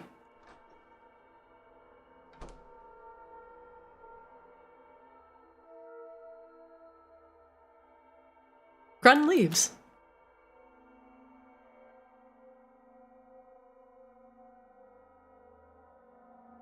Bonsai, are you adequately equipped? Kitted? Do you have everything you need? No, yeah, armor, weapons, that sort of thing. I tried to give you a sword, you didn't like it. I feel like I can fight what it sounds like you have been fighting previously from the notes in your room, Rain. I hope it was okay that I was reading some of them. It usually better to ask first, but I don't feel like there's anything there that you would not be entitled to know, so have at it. Oh, thank you. As I'll be long as you don't mindful of try any of the spells in there, please. They're all works in progress. I would hate for you to get turned inside out or something. that. All your Spellcraft isn't beautiful petals my fall thing. off us. Grow ferrets all over your body. You do have one that does sounds like that, don't you, Ray? useful. Oh, the Um, wood. The whole pelt of ferrets? While making that cute little noise they do? Oh, do I say know you're that working noise. on it. They're like. Indeed. Oh, Rain, you do have a spell that does that, don't you? Or you could? I mean, I could turn you into a ferret if you'd like. No. I mean, hilariously make ferrets erupt all over someone's body. No, I have not worked on that particular line of arcane inquisition. I can see it now. Rain's mischievous ferretry. Speaking of spells, Rain changes the subject, sort of, slightly.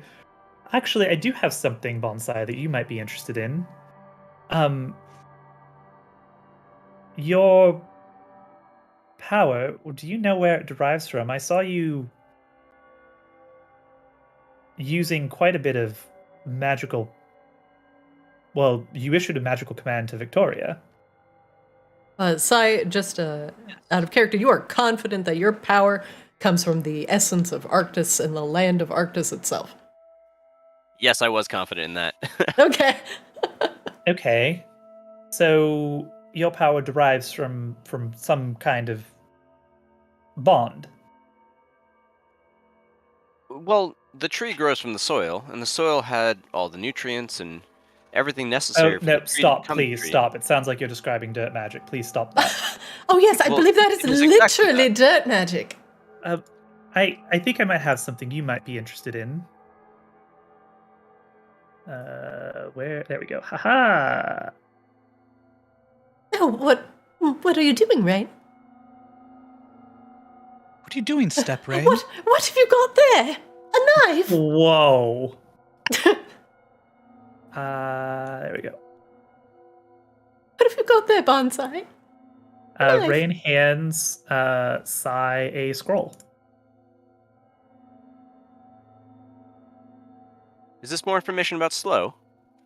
No, it's a spell actually, but it's one that requires a connection to an alternative power source. Like the light or Arctis or a god of some kind. It's not really like arcane sigils and warping reality like mine. I see. So if I ever take too much damage, this might be able to replenish, but we must have something that was living and is no longer living with us for this to work. It kind of sounds familiar. It's kind of sounds the reverse of like maybe what happened to the other Arborians who dabbled with the slow. You can bring life back from the brink of death and use it for a different purpose. Actually, it's kind of reminds me of what happened to Saethius to birth you, perhaps. Or rebirth you. I'm not really sure how that works still, but confident if it's important, we'll learn more about it. I appreciate this. I don't know if like Bonsai is capable of actually learning that spell from the scroll, like a wizard would, since it's a unique spell. But He can. He can. Dope. There you go. Cool. We'll figure that one out later.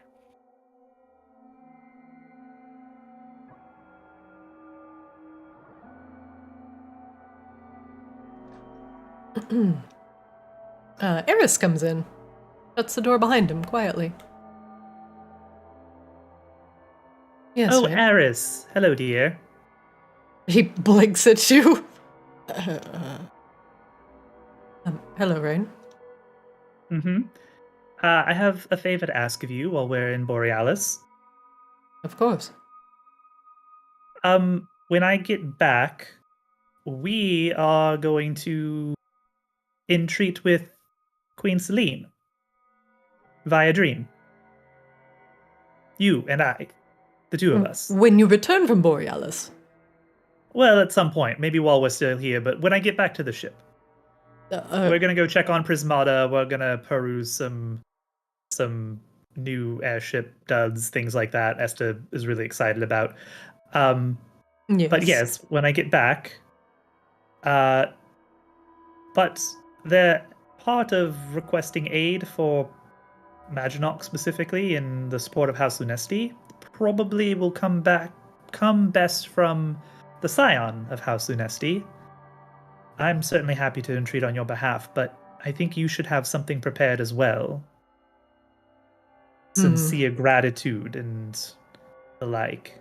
What would you suggest? Something, well, gracious or something that puffs up her ego a bit? I don't know exactly what... Well, He looks at the table. Char drums her fingers on the table. Eris, Celine is young in her current incarnation. She is very eager for friends, particularly access to very interesting friends, like the scion of a house who can grant her access to a small fiefdom in a faraway land that she's very curious about. You should figure out what you are willing to bequeath to her in exchange for her martial support. I can figure out all the details of what she should send us, and I'm sure she'd be very happy to do so. But to do so would be putting herself at risk, so we would have to offer her something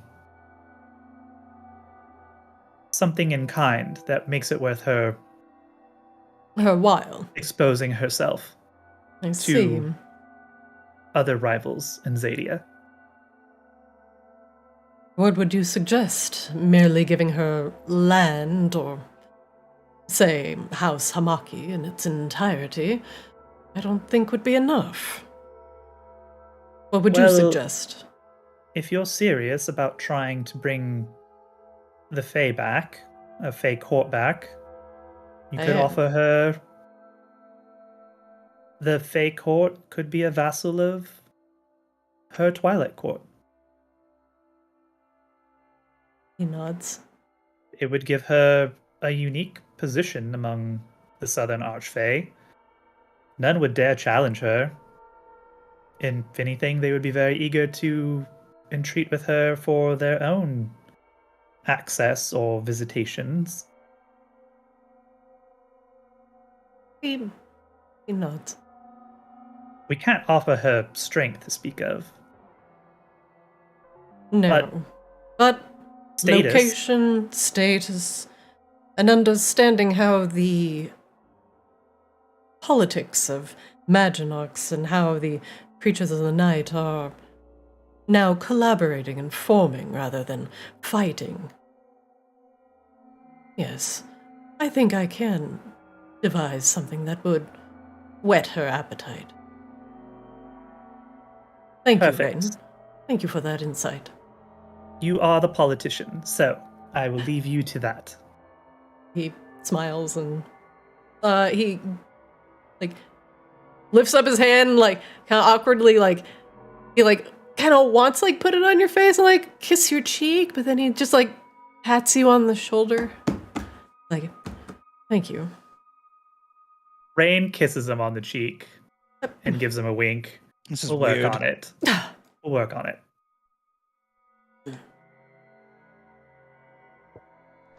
Oh, not so much as a bio leave, Eris. All right, fine. Goodbye.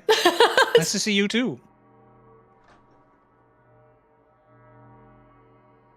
I thought that you were Eris coming back to apologize. I suppose not. Nope. Find a man, introduce him to everyone, introduce him to his future wife. What? Grunt, how many shades of red was Eris as he walked past you just now? Well, he's kind of purple, so he just turns more purple. He was very... And mauve. actually I think we call the color Shaw. mauve. Was he? Would you say he was turning violet? That's actually Mauve. pretty accurate, yeah.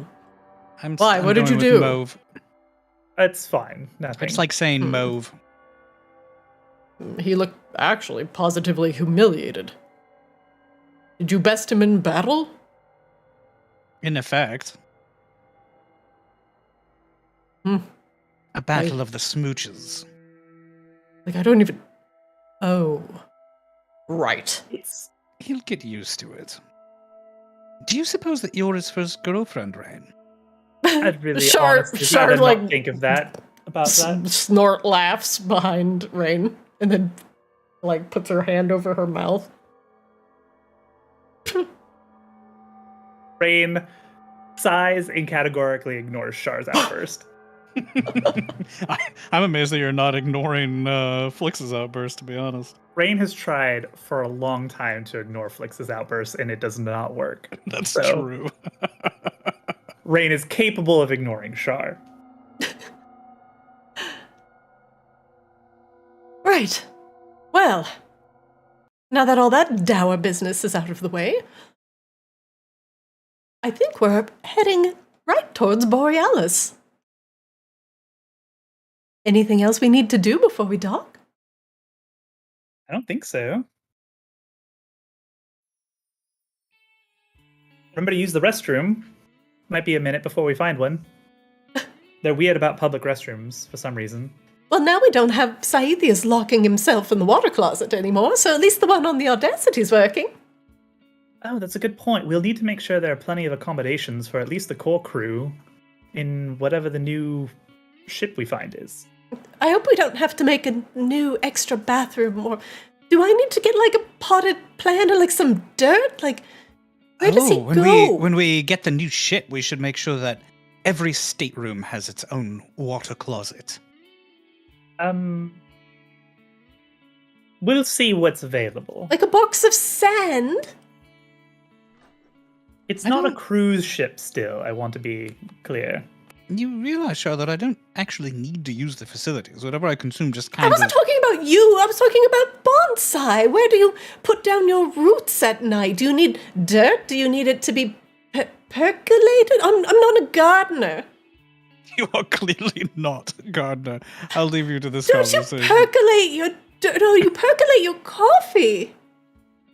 That's a good question. I think we might need to experiment, but, I mean, last rest I just stared into the crystal and it felt nice until I was refreshed. Oh, that sounds delightful. I like to go outside and feel refreshed too. Catherine's like, fuck the sun. Ah, shit.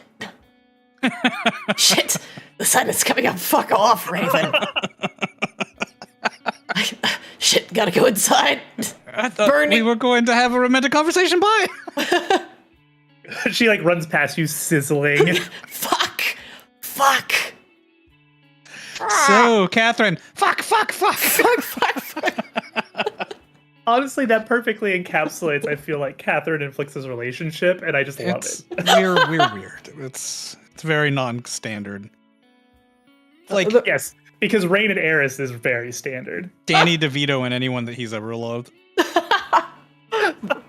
The Raven hops on the railing a few times. Hello. Looks at Flix. Were you able to find any of your other compatriots in the wake of the attack? The Raven bobs up and down happily. Oh, good. I'm glad we were at least able to save some.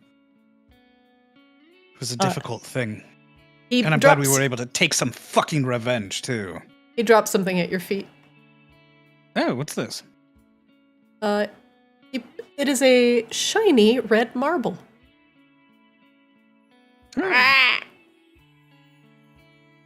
Thank you. Is this simply a shiny, or does it actually do something? Okay, I'm a raven! Well, all right. He will flies treasure off. it. I'll treasure it forever! And he tucks it into his armor next to his heart. You acquire shiny token. Are you going to put it in my inventory? Do I need to do that? I will later. Okay.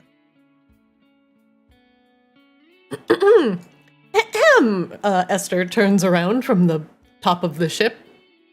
We are now approaching Borealis. Oh, hell yes. I was going to talk to you about betrothals and things, but I suddenly feel a need to rush to the prow and watch the city come into view. What? That works out perfectly for me. It would have been an interesting conversation. No doubt about that. Why do you sound so insincere then? We're coming down. You might be able to see the tips of the mountains from here, Flix. I love it. It's strange how Borealis feels like home now. Does it? I really like it there, but I kind of want to see Rimia, too. Oh, I mean, I want to see all of it, but there's something about Borealis that just feels right. I'm looking forward to some dwarven cornbread. It's appalling, Esther.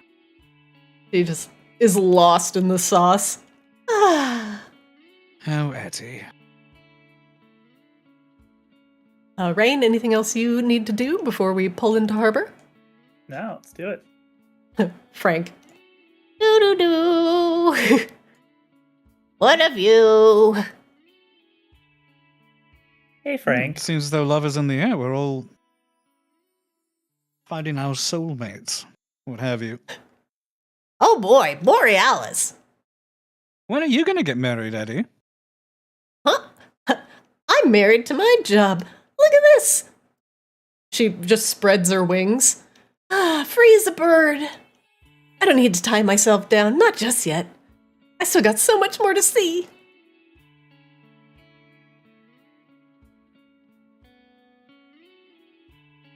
Meanwhile, Frank. He peers over. So what are you doing while you're in Borealis again, right? A number of things, I suppose. We're going to check in on Prismata first. We're going to look at upgrades for the ship as well, actually. Oh, wow. That's super exciting. Are you going to get, my girlfriend her own room?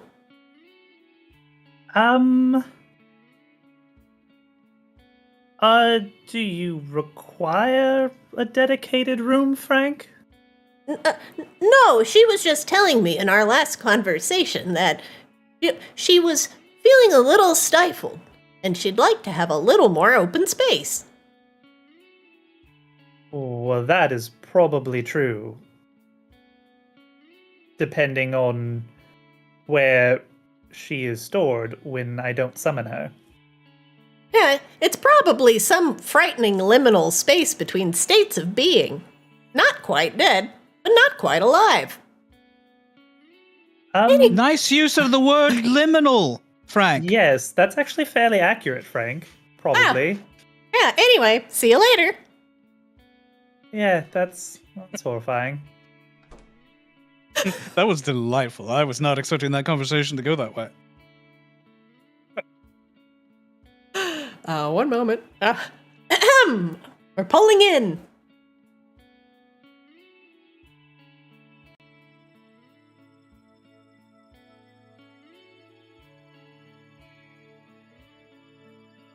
No more bathed in the... Oh my, I forgot this was a huge map. One moment. Oh boy. Stop moving. It loaded so fast, though. I don't know if it's my Why? computer now, or... It must be. It must be. Because all of Borealis is still smaller than that fucking Vicadus castle. Why can't I control me? I have the game paused. We're Yeah, paused. 1 second. We're getting the jams. Christine has to throw a couple kobold assassins out to murder Rain again. Hey. Which is, I think, what happened the last time, actually, Rain was here. It's been that long since we've been here. With Scythius at one point. Oh, you're right. We did come back here once with Sai. Yeah. And everything was burned down. Right, because we blew out, like, the engines or something.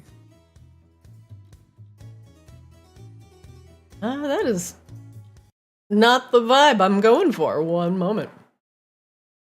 Ahem. That last track was had a nice Final Fantasy vibe to it. That was It did. dope. Let's see.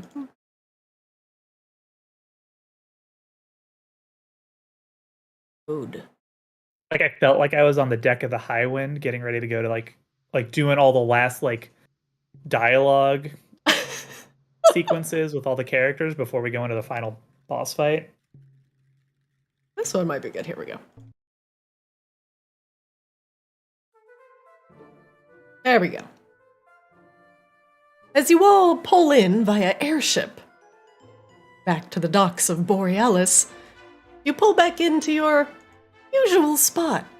Now, real quick, if you zoom out on the map, I'm going to remove Ekashiba for a moment because he is still sleeping. But if you zoom out a little bit, if you walk to that blinking red arrow, it will teleport you back to the Audacity deck. So there is no way to get back. So I don't suggest going there unless you mean it.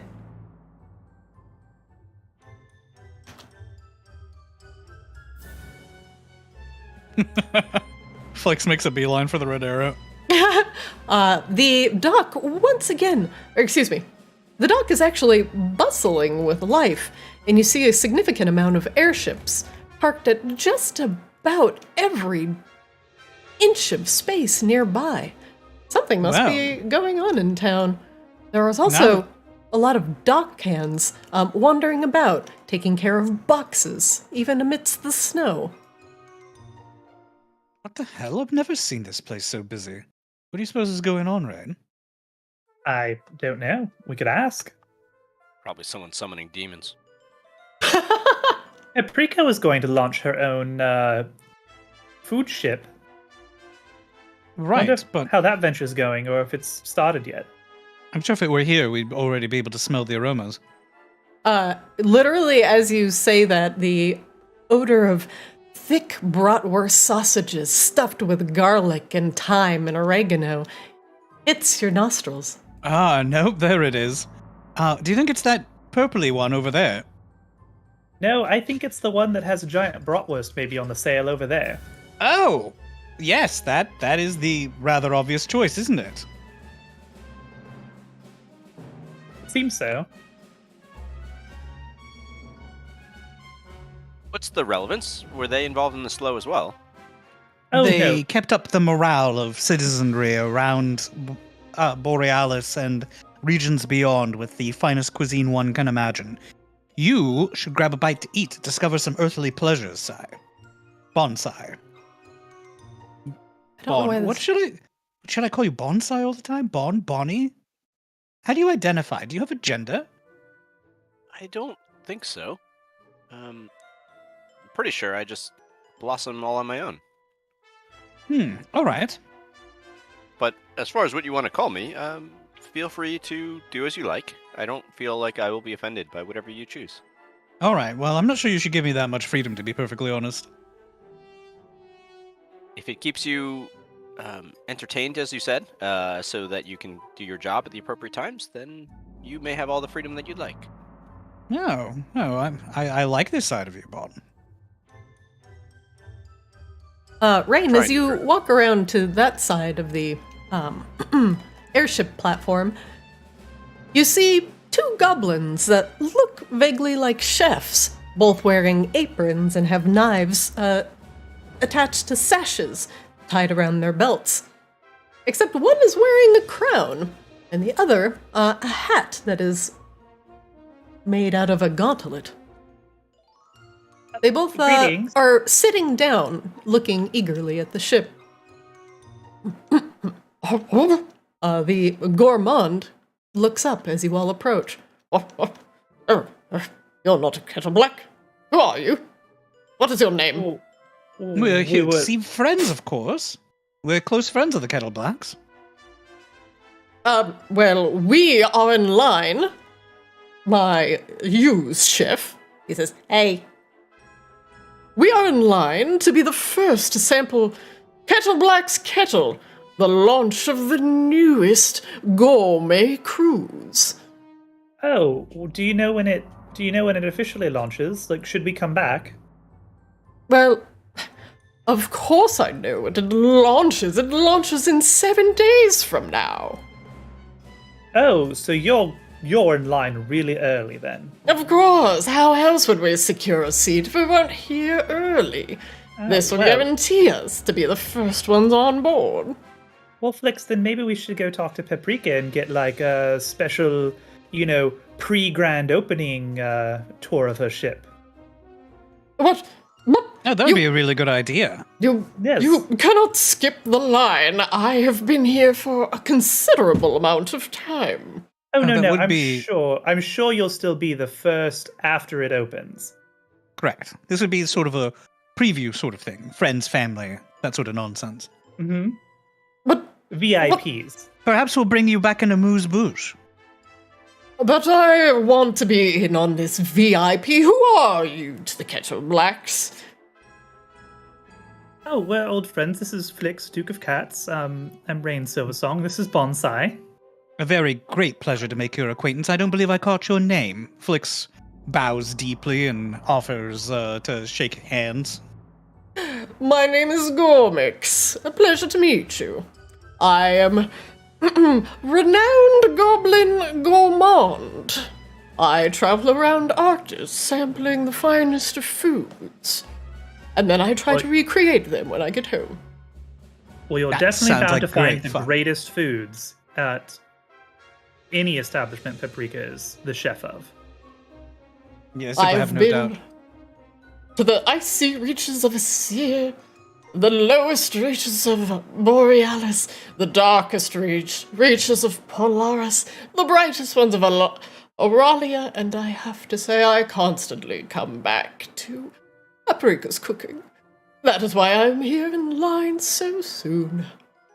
It would be awfully rude of us to cut, regardless of what our relationship with Paprika is. We could come back, Rain. I mean, if we're here in 7 days.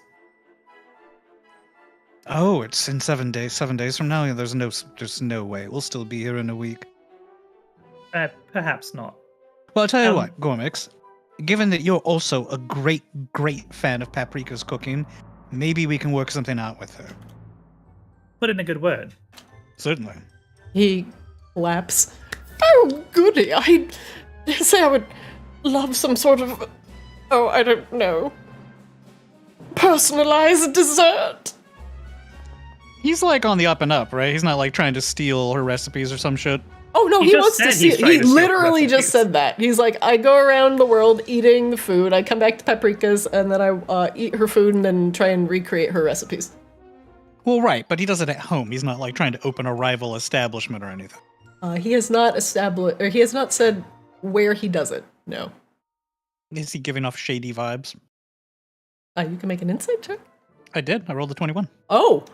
I mean, it looks like he is very interested in both enjoying this and profiting off of it. All right. Well, Flix will continue acting very friendly. Oh, goody. It's a personalized dessert. I do love flan. She could even write around it in caramel or something to go mix.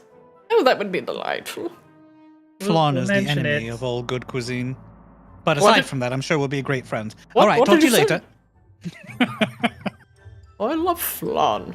Don't you love flan? Honestly. It's egg whites. It's just egg whites with sloppy caramel poured over the top.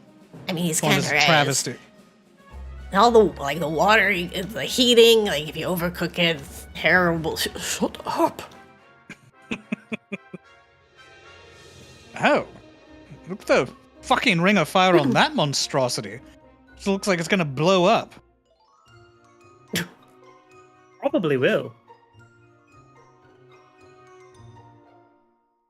Like really don't- eventually. Really don't think that our ship is a dump. Our ship is great. Our ship is just a large transport tub. I Like, suppose we should build it up into a proper warship, shouldn't we? or at the very least, give it the... I have attempted to collide with something. Haha. There we go. At the very Flix is least, like nodding and protections. smiling and throwing finger guns at people like that. You know that dog that has no forelimbs that's walking in the airport and like is waving to everybody? That like gif? Flix is that, except like 12 inches tall and floating through the air. The guards give you a polite nod.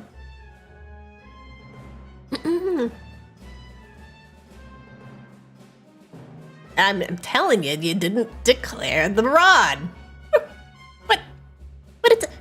But it's a hidden. It's inside the cane. You didn't declare it, so I'm gonna have to give you a fine. Oh. The goblin customs agent writes something down in his journal, tears out a page, and hands it to the tourist. Oh, I didn't know the rule. She pays him some gold. All right, there you go. Now you know the rule, and make sure you read the pamphlet next time you're on the airship on the way, all right? You gotta declare any sort of magical items coming in. Rain, I don't know any of the rules. Is there something I should be aware of? No, it should be fine. We'll figure something out in a moment. Hello. Greetings. How can I help you today? We're just the owners of the airship Audacity here to enter Borealis. Rain, Silversong, Flix, Duke of Cats.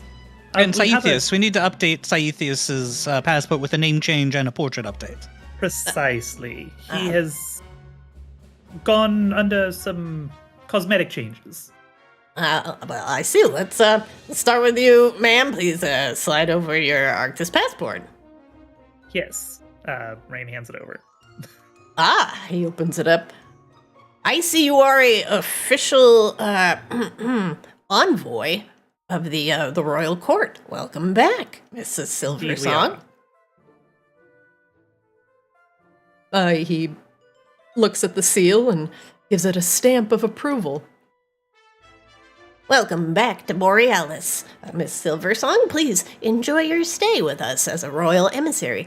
Oh, and by the way, today we are celebrating the grand reopening of the Borealis Tavern after its recent remodel. Please check it out. Reopening? Oh, we'll be sure to. I hear they'll be having food and drink all day today. I had no idea that they were remodeling. He nods. Well, after... Hey, wait a minute. The hunt? Rain Silversong? He looks up at you. You're those guys!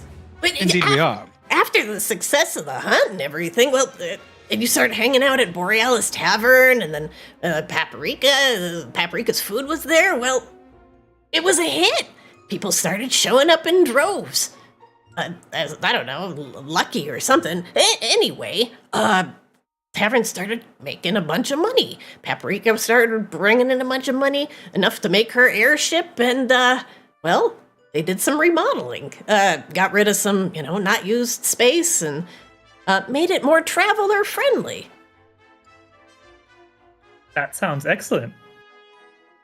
I'm Commander Shepard. No, and, Ekashiba Borealis Tavern hates is change. my He's going to be favorite so food on the disappointed. Citadel. Oh, Ekashiba is, well, he'll have to deal with that, I suppose. I mean, he always has to deal with it, but it doesn't make him hate it any less. I mean, he still has Apple Bottom Tavern, right? Oh, that's a good question. What's our place called? Apple Bottoms? It's not. What is it? It's the Apple's Eye. Apple's Oh, right, Eye, the Apple's that Eye. one. Did the Apple's Eye also get remodeled? Ekashiba will throw a fit. Oh, no, I don't believe the Apple's Eye has gone under any renovation. No, it's still a fine, absolutely fine and lovely establishment. Good, and Kalga's still in charge, that sort of thing? Absolutely. Runs that place smooth as silk. Perfect. Well, then he at least has one familiar face. Familiar locale. If that's one of your friend's favorite places to visit in Borealis, he's got excellent taste. Yes. Next in line, please. Flix. Yes. Next. Oh, right, me. It's me. Greetings. Hello. Hey, your Yes. Arctis passport, please. No, it's in here somewhere. He fiddles around in the The bag of holding. satchel. Pulls out a weapon. Pulls out another weapon. Pulls out another weapon. Pulls out another weapon. Pulls out another weapon.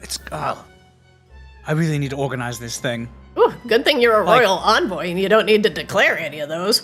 Woo! That'd be a Eat lot cats. of paperwork.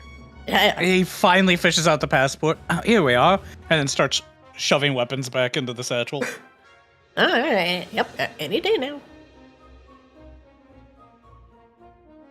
Very good. Flicks. Comma Duke of Cats. Welcome back, Mr. Cats. Oh, please, your grace. But Flix is fine. Very well, your Grace Flicks. No, just Flix. Just Flix. Let's not stand on ceremony. We're friends. Very good. Flicks, welcome back to Borealis. Please enjoy your stay. Why, And- thank you. And thank you, Royal Envoy. Please, if you have any problems with your trip, let us know. Certainly. Next, please. Ah, yes. Was this the young man with the picture update? Actually, yes. I don't need a passport. I am of the energy of Arctis itself. I can pass wherever I like within Arctis. Bonsai, the man has a job to do. Let's just be polite. Ah, yes. He's I, being- too, pass the energy of Arctis through me every day. In fact, I had some fantastic steak and eggs down at the tavern today. And tomorrow, I will pass it. But I still need to see your passport, sir. Here it is. Because Ah. Rain definitely probably is the one who has it, if anybody. Yeah, you definitely kept the A pieces. Yeah. I see. Let's have a look, see? We wouldn't have let Sai keep his own passport anyway. He holds up the passport, looks at Bonsai, looks down at the picture, looks back up at Bonsai. Looks down at the picture. You see the familiarity here, like the ears and the eye shape? He recently re-emerged from the depths of Arctis. Oh, I'm gonna. I have some reborn paperwork here, just in case any physical changes happen in the remanifestation. One moment, please. Oh, that would be lovely that you have a form, apparently, for this precise circumstance. Rain It's looks a really confused. bureaucracy. Rain, they have a form for everything. Of course. Why? You thought it think was you're a the fairly first unique person who's circumstance. died and come back from the dead in a different body in this economy? I kind of thought he was, but okay. All right. He slides a gilded contract over to you. It is a piece of ancient-looking parchment. It's just tea-stained dark, but the outsides of the paper have like golden, like very light golden flake edging. And it's just filled with legalese that is almost impossibly tiny to see.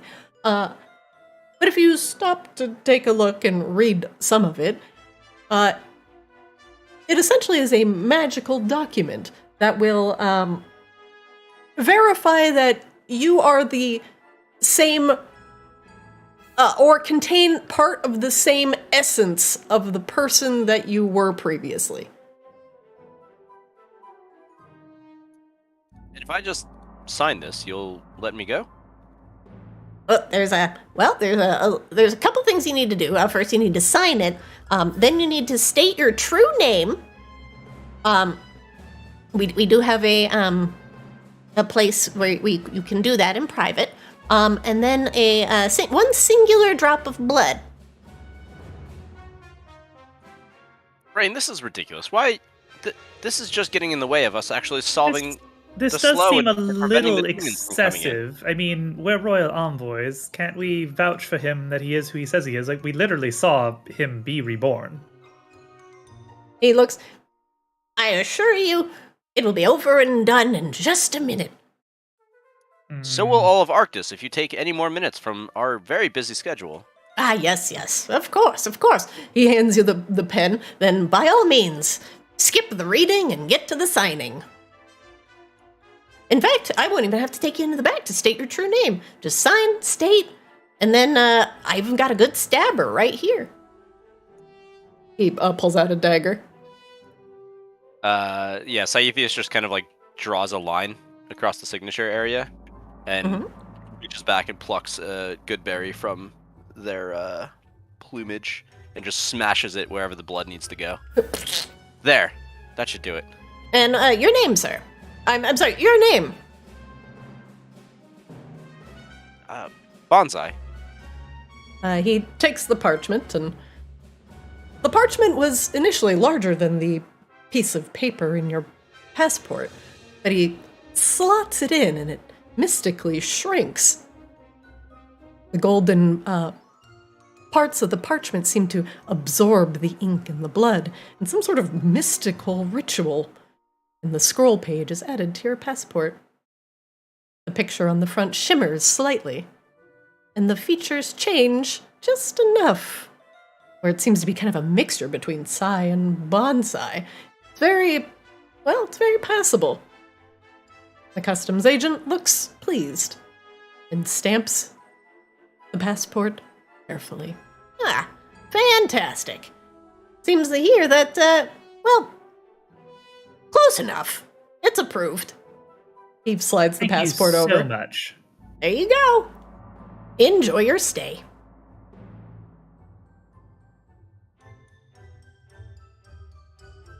This is ridiculous. Why would we have to do that?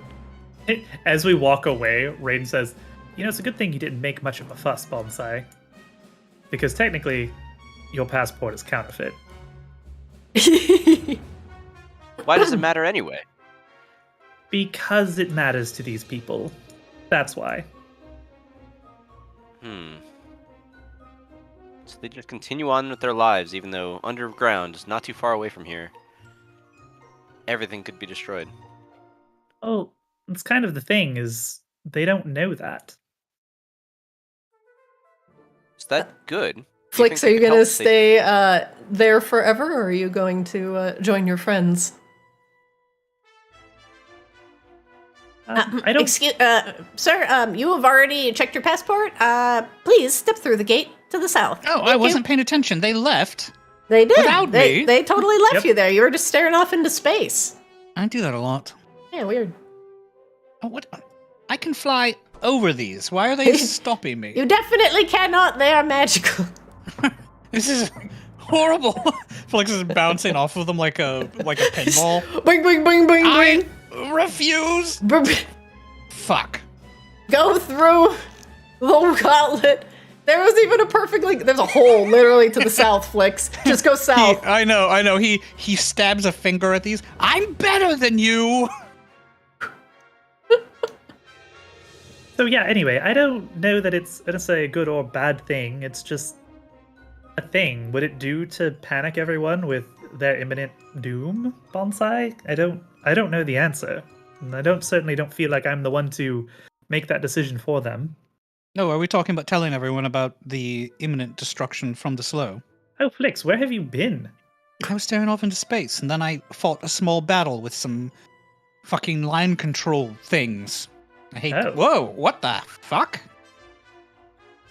I have no recollection of this place. I was The expecting Borealis- minor remodeling.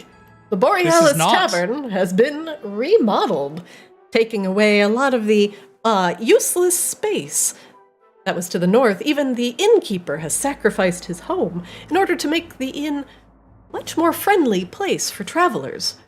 It still has multiple stories, but you can tell out back that it has a place for people to bring in their steeds. There are multiple stables back there, and a lot more room for storage. Well, it looks much more organized, and a little bit, more homey. I can't believe Ekashiba's missing this. Is this where they keep Just gonna miss it. He's gonna walk right past the place. It doesn't look at all the way it used to. Sorry, There's what were you a saying, Bonsai? there's a sign to the south that says, oh, that is a mailbox. There's a sign to the south that says Borealis Tavern, grand reopening. thought we were going to see Prismata. Is she here? Oh, we're stopping here first, apparently. The mailbox is empty.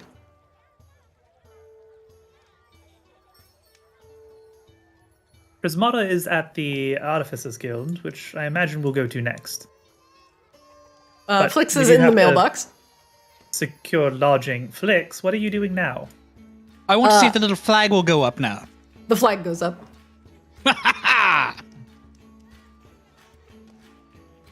Flag goes down. Don't tamper with me. I'm federally protected. What is that sound? Music, Rain.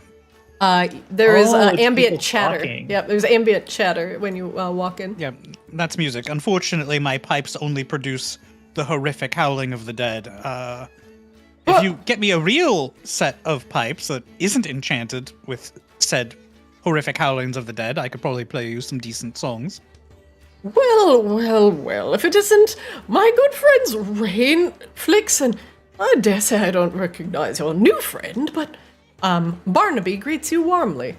Ooh, welcome, This is welcome. Bonsai. Bonsai. You've A met pleasure. Bonsai's previous incarnation, but there's no real memory. So, Bonsai, this is Barnaby, Bixbus III, proprietor of the Borealis Tavern and a friend of ours. Welcome, Nice to meet you, Barnaby, Bonsai. and love what you did with this place. This looks lovely. Thank you very much. Thanks to your friends here, like Rain and Flix, why, we've gotten enough income to completely remodel the place. Had it done professionally. Now, everything is integrated. We've got a place that you can park your horses in the back rather than tie them to the trees in the woods. And we managed to flatten out some of the earth around here to make more room. It's quite cozy, please, look around. The bar now is to the east, and you'll find Koki in there. Lovely. Thank you, Barnaby. Do we still need to secure rooms from you while we're here? I'll give you a key. Oh, lovely. Not sure how long we'll be staying, so we'll just pay a tab. Is someone setting off fucking fireworks in here? What's going on?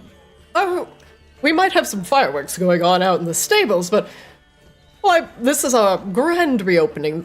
Why, well, one of the first days we've had it open to the public, so people are checking it out. A couple fireworks is bound to draw attention, don't you think? Aren't you afraid that it will light your new place on fire? They're very small fireworks. Oh, They mostly Small make fireworks? noise. I see. Well, it's not a bad idea. Although, place seems to be doing rather well.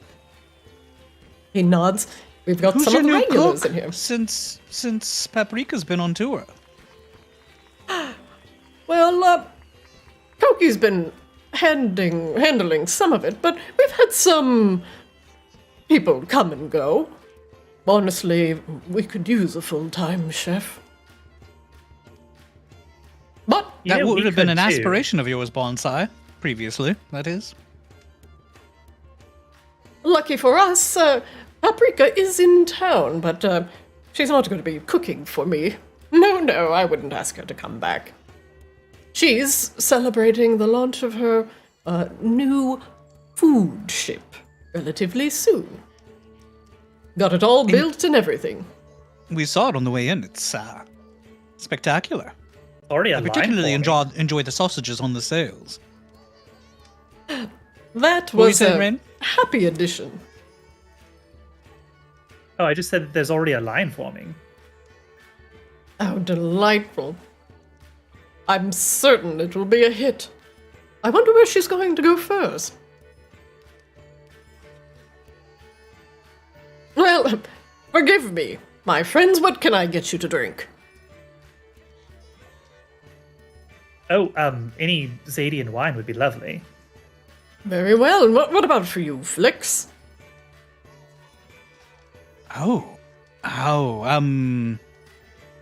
Let's see, you had fire whiskey. Anything new and exciting? Well, thanks to our newfound income, we've been able to procure some actually rather rare Fey wine vintages. Would you like to try one? A liqueur would be even better if you have it. Something exciting and exotic. The stranger, the better.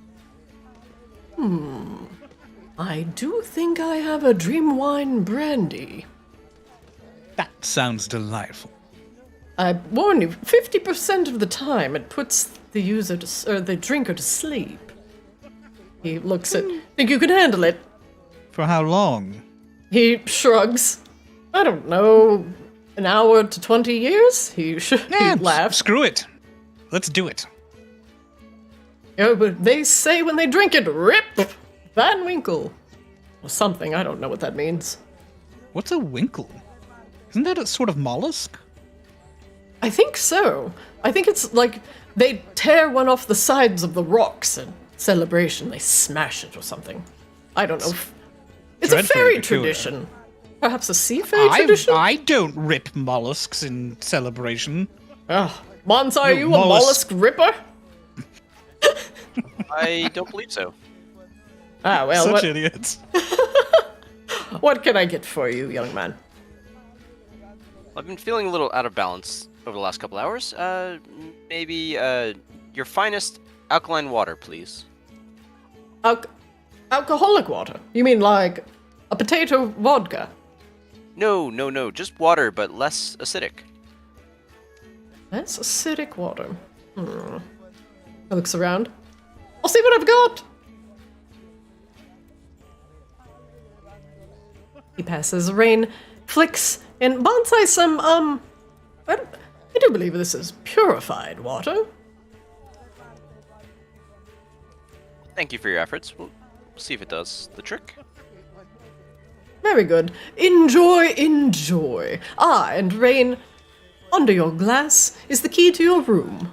The finest we have available with a beautiful view. Please check it out on the second floor. Thank you so much, Barnaby. Rain passes a platinum to Barnaby. He takes it and pockets it. Thank you for your contributions. Enjoy the fruits of your own labor. Thank you, Bob Barnaby. Flix picks up the, little champagne flute of Dream Brandy and swirls it around so that the glow and colors shift. Well, this will be exciting, and proceeds to down it.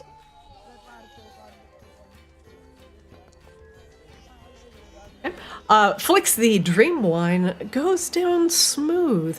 It's like inhaling a cotton candy cloud. And almost just as sweet, with a pungent bite and aftertaste that singes the nose and almost brings a tear to your eye. There it is. And as you let forth a delighted gasp, your most recent daydream exhales from your mouth in a visible cloud. Flix, what was your last visible daydream? It is very, very, not safe for work. That is Flix lewd, is desperately trying to disperse it. You Here's suddenly the, understand robot exactly dream how Catherine and Flix work. Flix burps out something dear. obscene. That fits there. It looks real fun, my. though. Bonsai, the water that he gives you is not just some, boring and boiled water. It's in a, almost like a bowl, and it's covered with a thick sealing wax. And as you, peel it open, just kind of blue water shimmers back at you, and you tilt it from side to side, and it has almost like a diamond-like, essence that flows through it. You drink it. No, Bonsai looks at it closely and then looks to Flix and Rain. It's like, wow, this is wonderful.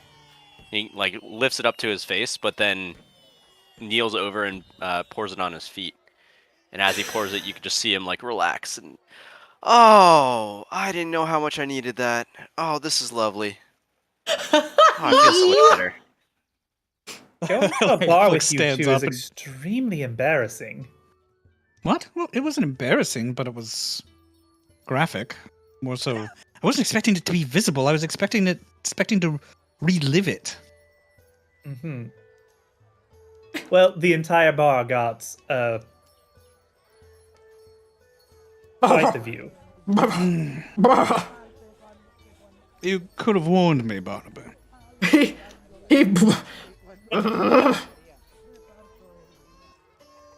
like he like is just got this far off look in his eyes. When I drank and I thought of having a bigger tavern. Ranger shrugs like to Barnaby, like, drinks and a show, I suppose. I suppose don't dare say I haven't seen that manifest so spectacularly. Must be because you're a fae, Flix. Yes, quite possibly, or something. Perhaps a I mean, different I'm not ashamed drink for exactly, your next one. but yes, yeah, let's do something different. Bonsai, the water that you pour on your feet quickly disappears. It is soaked up by your various roots. And a few of your cherry blossoms on the ends of your horns begin to fully go into bloom. Oh, Flix, I totally get what you were saying an hour ago now. This makes so much sense. So much more ready to vanquish demons at this point. I'm so glad that you're starting to see it, Bonsai. These moments, these small moments, are really important. We're not just fighters and killers. If that's all we are, then we become the monsters that we're fighting. Not much worth saving, in that case. Indeed. You think it works the other way around? If the monsters and demons start doing nice things, do they become the angels that we are? I would definitely not call myself an angel, but it depends, I'm afraid. For some things, the violence and cruelty is baked into their very nature. For others, they're simply too far gone and a few pleasantries aren't enough to bring them back. But, for us, those standing on the precipice, I think it helps pull us back from the edge a bit. I see. It's good to think about. Do you think maybe we could do that to the slow, if it's still on the precipice, and somehow pull it back and have it reimagine itself? That's an interesting question. I'm afraid that we don't know enough about its essential nature to determine that. It's entirely possible that the slow itself is not malignant and has been corrupted by something. If that's the case, then that idea might work. It's also possible that the slow... It just is. It just says something that doesn't belong here, like an invasive species, and we just have to send it back to where it can naturally coexist with its surroundings. Or that. It seems like it has a particularly adverse reaction to magic, and perhaps the innate magical nature of Arctis is what is triggering the ill effects. That's what really bothers me about it. The slow itself has to be intensely magical to perform the way that it does, though. Why does it react so negatively to other magic? Well, different types of chemicals have very strong reactions to each other, even though they share similar properties. Perhaps it's something similar. There are certainly types of magic that have similar effects, but are functionally incompatible with one another. Not to this degree, of course. I myself can cast spells that negate magic, but they are inherently still magical. Interesting. Well, as we're fighting this thing, we need to discover more about its essential nature, or I fear that our efforts will ultimately be wasted. Too many people have lost their lives, their very essences, fighting it the wrong way. There's a lesson to be learned from Bonsai's people, I think. And Prismata, for that matter. Indeed. She thought she could similarly handle the slow, and while she's certainly lasted a long time in her pursuit, it's a losing battle. Speaking of which, do you think we should go see Prismata now, or wait until Ekashiba wakes up, or rejoins us? I'm sure he'll want to see her too. I believe so. I think there's no harm in waiting a little bit for Akashiba. I'm sure he'll be along momentarily. Oh, that reminds me. He's probably stuffing his face. And, Bonsai, do you eat? I haven't seen you eat, but that doesn't mean that you don't eat. I don't think it makes sense for me to try, but maybe if there's a reason, I could mash food in my mouth, and I guess I have a cavity it could go down.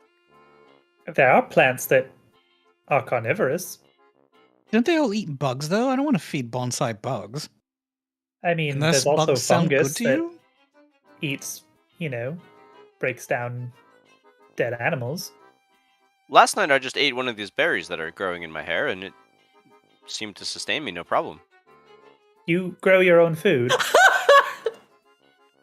Yes, I produce, or I guess break down my own energy, if that's what you're asking.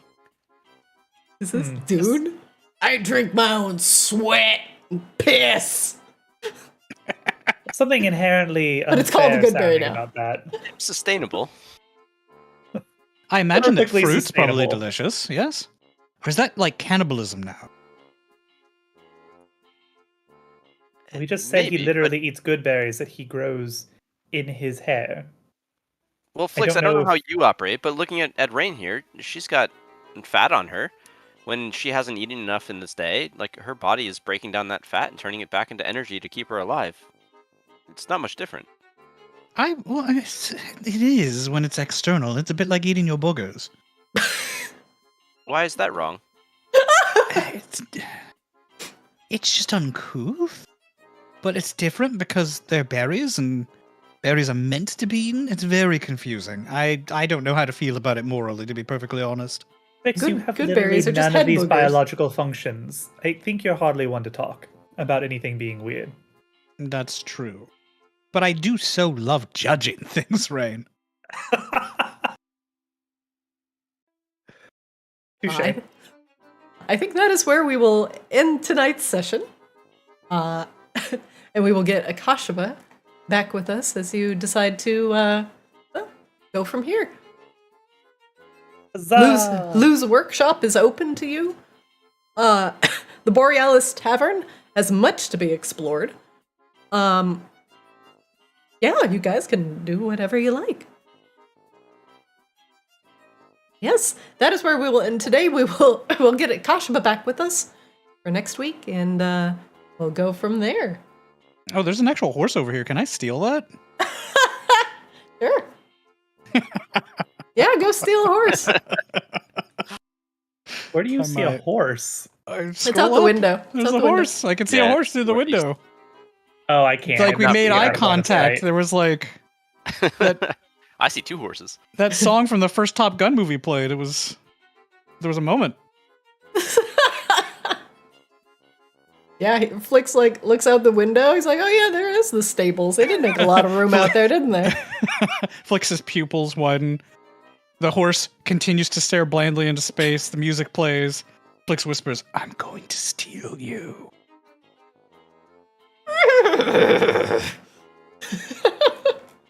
Horse noises.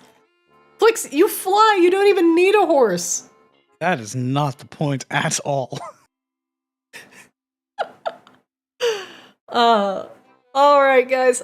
That is it for tonight. I will let you go. Thank you for playing with me. And I will see you next week. Yay! Thanks, Christina. All right. Thank you, guys. Yeah, thank you. I will see you on Discord. Hey, have a good night. Night, Good guys. night, friends. Hey, Thank ciao. you. All right, that's it for Arctis today. Whoa. Thanks for watching. Catch our VODs over on YouTube and watch us live on Twitch. And catch our shorts and funny moments over on Twitter and TikTok and YouTube. We have YouTube shorts as well. Our best moments from the show, check them out. Thanks for watching. Nukiyashi, thanks for gifting a sub to Epicator. Epicator, thank you for hanging out in chat. Greatly appreciate it. And I'll see you both for reflection on Friday. Sound good? Sounds good. Thanks for watching. I'll see you next time.